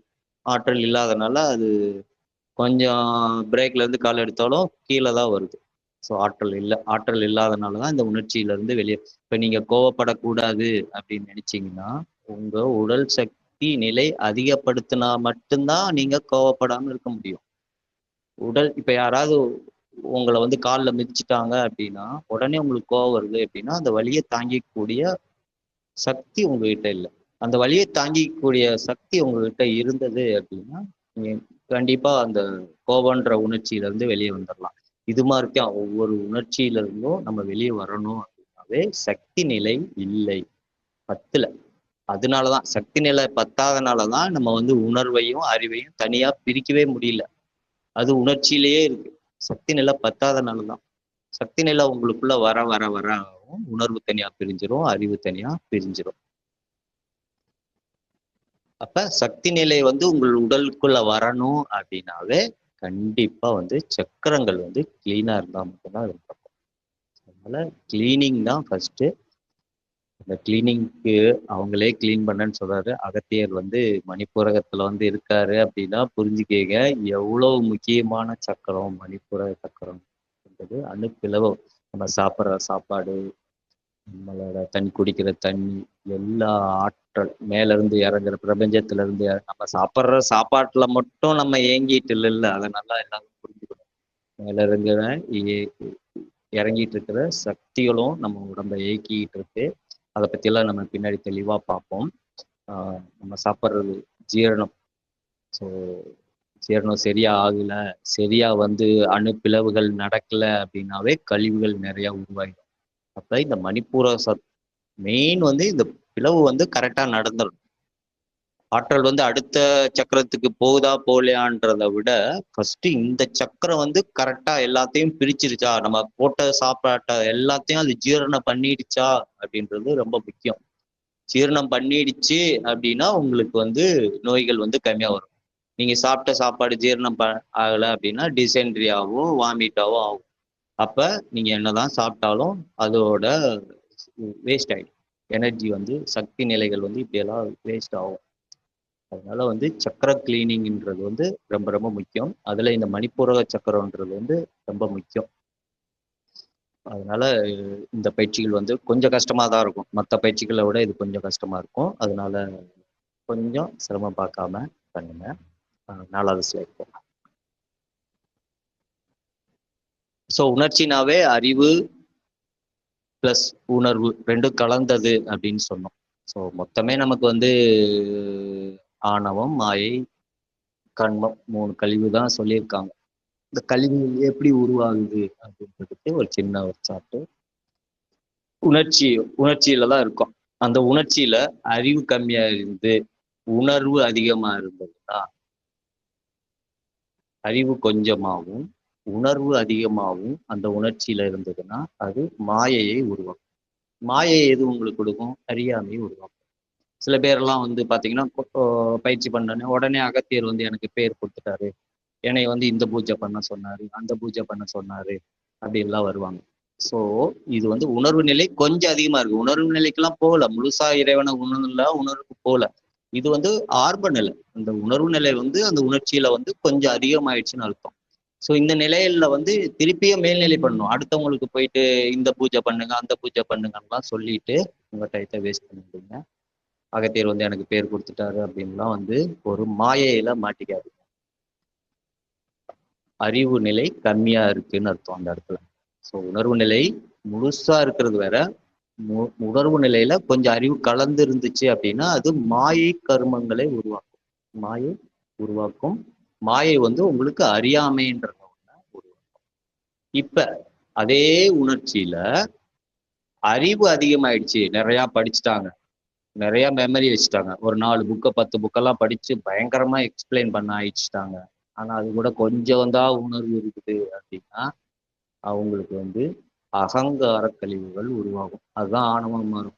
ஒரு 10 புக்கு படிச்சுட்டோன்னே ஓ அவன் தான் பெரிய ஆன்மீகவாதி அப்படின்னு நினச்சிக்குவாங்க. அதுக்கு விளக்க சொல்லிட்டு அது பெரிய ஆன்மீகவாதி, அவன் தான் ஆன்மீகவாதின்னே நினச்சிக்கிறாங்க நிறைய பேர். இல்ல அதுல வந்து அதுவும் உணர்ச்சி நிலை தான். அறிவு நிலை கொஞ்சம் அதிகமா இருக்கு, உணர்வு நிலை அதுல கொஞ்சம் கம்மியா இருக்கு. இது வந்து அகங்கார கழிவுகளை உருவாக்கும். அகங்கார கழிவுகள் ஆணவத்தை உருவாக்கிடும். நான் ரொம்ப படிச்சுட்டேன், நான் தான் ஆன்மீகத்துல பெரிய ஆளு, நான் வந்து என்ன பெரிய ஆளு, நான் வந்து அவர்கிட்ட பேசிட்டேன். ஸோ இது மாதிரி அகங்காரம். ஸோ நம்மளை அவங்கள வந்து அங்க வந்து மின்னிலைப்படுத்துறது, ஆன்மீகத்துல வந்து பெரிய ஆளுன்னு மின்னிலைப்படுத்துறதெல்லாம் வந்து இந்த உணர்ச்சியில இருக்க அறிவு நிலை கொஞ்சம் அதிகமா இருக்கிறதுனால வர்ற அகங்காரம். இதே இந்த உணர்வு, இந்த அறிவுக்குள்ள உணர்வு சுத்தமா போயிடுச்சுன்னா அங்க நானும் இருக்காது, அறிவு மட்டும்தான் இருக்கும். அப்ப ஔவையார் மாதிரி வந்துருவீங்க, கட்டுறது கை மண்ணால விடா அப்படின்னு அறிவுக்கு புரியும். ஆனா உணர்ச்சியில இருக்கிற அறிவுக்கு வந்து அகங்காரம் தான் வெளிப்படும், அகங்காரம் ஆணவ கழிவை தான் உருவாக்கும். அதே மாதிரி உணர்வுல வந்து கொஞ்சம் அறிவு தான் இருக்கு அப்படின்றப்ப அது மாயையை தான் உருவாக்கும். கடவுளா சில பேர் வந்து எனக்கு இவ்வளவு பயிற்சிகள் பண்றேன், அகத்தியர் பேசுறாரு, இதுக்கப்புறம் என்ன பண்றதுன்னு தெரியல, எனக்கு மனசு ரொம்ப கஷ்டமா இருக்கு, இதெல்லாம் சொல்றாங்க, அவங்களுக்கு ஏன் கஷ்டங்கள்? அகத்தியர் கடவுள்கிட்ட பேசின வரைக்கும் ஒருத்தனுக்கு கஷ்டம் வருதுன்னா அவன் மாயையில இருக்கான், இன்னும் அறிவு வந்து அவனுக்கு பக்குவப்படலைன்னு. அதனால உணர் உணர்ச்சியில உணர்வுகள் அதிகமா இருந்தது, அறிவு கம்மியா இருக்கு அப்படின்னா மாயையை உருவாக்கும். கடவுள்கிட்ட என்கிட்ட வந்து பேசுறாரு, ஆரம்ப நிலைகள்ல இப்படிதான் இருக்கும் எல்லாத்துக்குமே. இதை தாண்டணும். அந்த உணர்வுக்குள்ள அறிவே இருக்கக்கூடாது, அப்ப அந்த மாயை போயிடும். அதே மாதிரி அறிவுக்குள்ள உணர்வே இருக்கக்கூடாது, அப்ப அகங்காரம் போயிடும். ஸோ இந்த 2 கழிவுகள் பற்றி இந்த வாரம் கொஞ்சம் யோசிக்கிறதுக்காக ஃப்ரீ டயத்துல. உணர்ச்சியில அறிவு அதிகமா இருந்தா மாயை கழிவுகளை, ஸோ அந்த மாயை, ஸோ அந்த உணர்ச்சியில எப்படி உணர்வு அதிகமா இருந்து அறிவு கம்மியா இருந்ததுன்னா மாயை உருவாக்கும். அதே மாதிரி அந்த உணர்ச்சிக்குள்ள அறிவு கொஞ்சம் அதிகமாயிட்டு உணர்வு கம்மியா இருந்ததுன்னா அகங்கார கழிவு உருவாக்கும், அது ஆணவத்தை கொடுத்துரும். நான் தான் பெரிய ஆளு, தெரியாமை எனக்கு தெரிஞ்சதுதான் உண்மைன்றத மாயை கொடுக்கும், நான் தான் பெரிய ஆளுன்றத ஆணவத்தை கொடுக்கும். ஸோ இந்த 2 இதை பத்தி கொஞ்சம் அடுத்து வந்து கர்மா அப்படின்றத பத்தி அடுத்த வாரம் நம்ம பார்ப்போம். இது 2 முக்கியம் ரொம்ப. ஸோ உணர்ச்சியில தான் இருக்கும். உணர்ச்சிக்கும் உணர்வுக்கும் வித்தியாசம் தெரியல அப்படின்னா, அதை பிரிச்சு பார்க்க தெரியல அப்படின்னா நம்ம ஆன்மீகத்துல மேல்நிலைக்கு போக முடியாது. ஸோ உணர்ச்சியை வந்து 2ஆ பிரிக்கணும், உணர்வா தனியா பிரிக்கணும், அறிவை தனியா பிரிச்சு அந்த மைய பாயிண்ட்ல மனம் நிற்கிறப்பதான் வந்து ஞானம்ன்றது வெளிப்படும், ஞான நிலையை அடைய முடியும். அது வந்து பின்வரும் காலங்கள்ல பார்ப்போம். இந்த நான் கொடுக்குற அந்த சின்ன ஸ்லைடு தான், ரொம்ப எளிமையா தான் உங்களுக்கு கொடுக்குறேன், ஆனா ரொம்ப பவர்ஃபுல். இந்த நான் கொடுக்குற ஸ்லைட்ஸ் எல்லாம் வந்து நீங்க கரெக்டா பிடிச்சிக்கிட்டீங்க அப்படின்னா ஸோ நீங்க சீக்கிரமா வந்து இந்த ஆணவம் மாயை கர்மத்துல இருந்து சீக்கிரமா வெளியே வந்துடலாம். சின்ன சின்ன ஹிண்ட்ஸ் தான் நான் கொடுக்குறேன், ஆனா ரொம்ப பவர்ஃபுல்லு, ரொம்ப ரொம்ப முக்கியமான, வெளியே எங்கேயுமே உங்களுக்கு கிடைக்காத ஒரு விஷயங்கள் வந்து அகத்தியர் வந்து டைரக்டா, அகத்தியர், நடராஜ பெருமான், ஈஸ்வரன், சக்தி எல்லாமே கொடுத்த ஒரு அருளை வந்து உங்களுக்கு புரியணுன்றதுக்காக இதை கொடுக்குறேன். இந்த ஸ்லைட்ஸ் எல்லாம் வந்து நீங்க எடுத்து வச்சுட்டு யோசிக்க ஆரம்பிங்க கொஞ்சம் டைம் கிடைக்கிறப்பெல்லாம், ஏன்னா ரொம்ப முக்கியம், இதெல்லாம் ரொம்ப பேசிக். ஸோ இதெல்லாம் வந்து கடந்து போனா தான் வந்து நம்ம வந்து மேல்நிலைக்கெல்லாம் ஈஸியாக போக முடியும். மற்றபடி இந்த மணிப்பூரம் ஃபர்ஸ்ட் பெல்லு, ஃபர்ஸ்ட் பெல்லுக்கு எல்லாம் ஹோல்ட் பண்ணுங்க, செகண்ட் பெல்லுக்கு வந்து நார்மல் ஆக்கிக்கீங்க, அதுதான் மணிப்பூரம். சாப்பாட்டுல கொஞ்சம் கவனமா இருங்க, அறிவை விட்டுருங்க. உங்க அறிவை வந்து இந்த பயிற்சிகள்ல வந்து அறிவுக்கே போகாதீங்க. அதுக்காக தான் இவ்வளோ சிறுசா பிரிச்சு பிரிச்சு பிரிச்சு நம்ம வந்து பயிற்சிகளை கொண்டு வந்து அந்தந்த டயத்துல வந்து நீங்க யோசிக்கவே கூடாதுன்றதுக்கு தான் ஒவ்வொரு 2 ஹவர்ஸ்க்கும் தனித்தனி வீடியோவா கொடுக்குறோம். நீங்க அறிவுக்கே கொண்டு போகாது, இந்த வீடியோவை போடுங்க, அது என்ன சொல்லுதோ போயிட்டு உங்க உணர்வுலயே பாருங்க, உங்க உணர்வை பார்த்துக்கிட்டே இருக்கும். அதுதான் இந்த பயிற்சிகள்ல ரொம்ப முக்கியம், வந்து இந்த உணர்வுகளை நீங்க உணரணுன்றதுதான். ஒவ்வொரு சக்கரங்கள்ல என்னென்ன நடக்குது அப்படின்றத உணர பாருங்க. ஏன்னா அவங்களா கிளீன் பண்றப்ப நீங்க வந்து என்ன கிளீன் பண்றியா அப்படின்னு நீங்க பாக்குறப்ப இன்னும் கிளீன் ஆகும். ஸோ அவங்க கிளீன் பண்றதை விட நீங்க அந்த உணர்வு பூர்வமா அந்த சக்கராவை பாக்குறப்ப அவங்களுக்கு ரொம்ப ஈஸியா இருக்கும் கிளீன் பண்றதுக்காக. அதனால உங்க அறிவை விட்டுட்டு உணர்வு கடவுளை வந்து உணரத்தான் முடியும். நீங்க உணர்றத புரிஞ்சுக்கிறதுக்கு மட்டும்தான் உங்களுக்கு அறிவு. இதுக்குதான் அறிவு தேவை. ஸோ இதுல ரொம்ப கான்சியஸா இருக்கு. அறிவை வச்சு கடவுளை உணர முடியாது. உணர்வுன்றது உணர்றதுக்காகத்தான். கடவுளை உணர மட்டும்தான் முடியும். அறிவுன்றது வந்து நீங்க என்ன உணர்றீங்கன்றத புரிஞ்சுக்கிறதுக்கு தான் உங்களுக்கு கொடுக்கப்பட்ட அறிவு. இத ரொம்ப ஆழமா எல்லாரும் வச்சுக்கோங்க. அதனால அறிவை வந்து ஓரமா வச்சுட்டு உணர்றதுக்கு ட்ரை பண்ணுங்க. உணர்தல் தான் ரொம்ப முக்கியம். அதுக்காக தான் இந்த பயிற்சிகள் கொடுத்துட்டு இருக்காங்க. சக்கரா கிளீனிங்ன்றது ரொம்ப ரொம்ப முக்கியம், ரொம்ப முக்கியம். இந்த டயத்துல முடிஞ்ச அளவு உங்களால இந்த 49 நாள்ல வந்து 2 வாரம் போயிடுச்சு. இன்னும் ஒரு 3 வாரம் உங்களால முடிஞ்ச அளவு, முடிஞ்ச டைங்கள் முடிஞ்ச அளவு பண்ணி சிறப்பா பண்ணுங்க. எந்த டவுட் இருந்தாலும் உங்க அந்தந்த குரூப்ல இருக்க கோஆர்டினேட்டருக்கு வாய்ஸ் மெசேஜோ இதோ போடுங்க. அதுக்குண்டான இதை வந்து உங்களுக்கு இமிடியட்டா வந்து சரி பண்ணிடுவாங்க. கொஞ்சம் ஏன்னா மணிப்பூரகன்றதுனால கொஞ்சம் அந்த வயிறு வந்து ஆல்ரெடி ரொம்ப சாஃப்டா இருக்கும். அதனால சாப்பாட்டுல கொஞ்சம் கவனமா இருந்துட்டு பயிற்சி பண்ணுங்க. அனைவருக்கும் வணக்கம். மீண்டும் அடுத்த வாரம். மிகவும் அற்புதம் அண்ணா. அனைவருக்கும் நன்றி. இதோட நம்ம இந்த மீட்டிங் முடியுது. மீண்டும் நாம் அனைவரும் அடுத்த வாரம் இணைவோம். அனந்த கோடி அன்புகள்.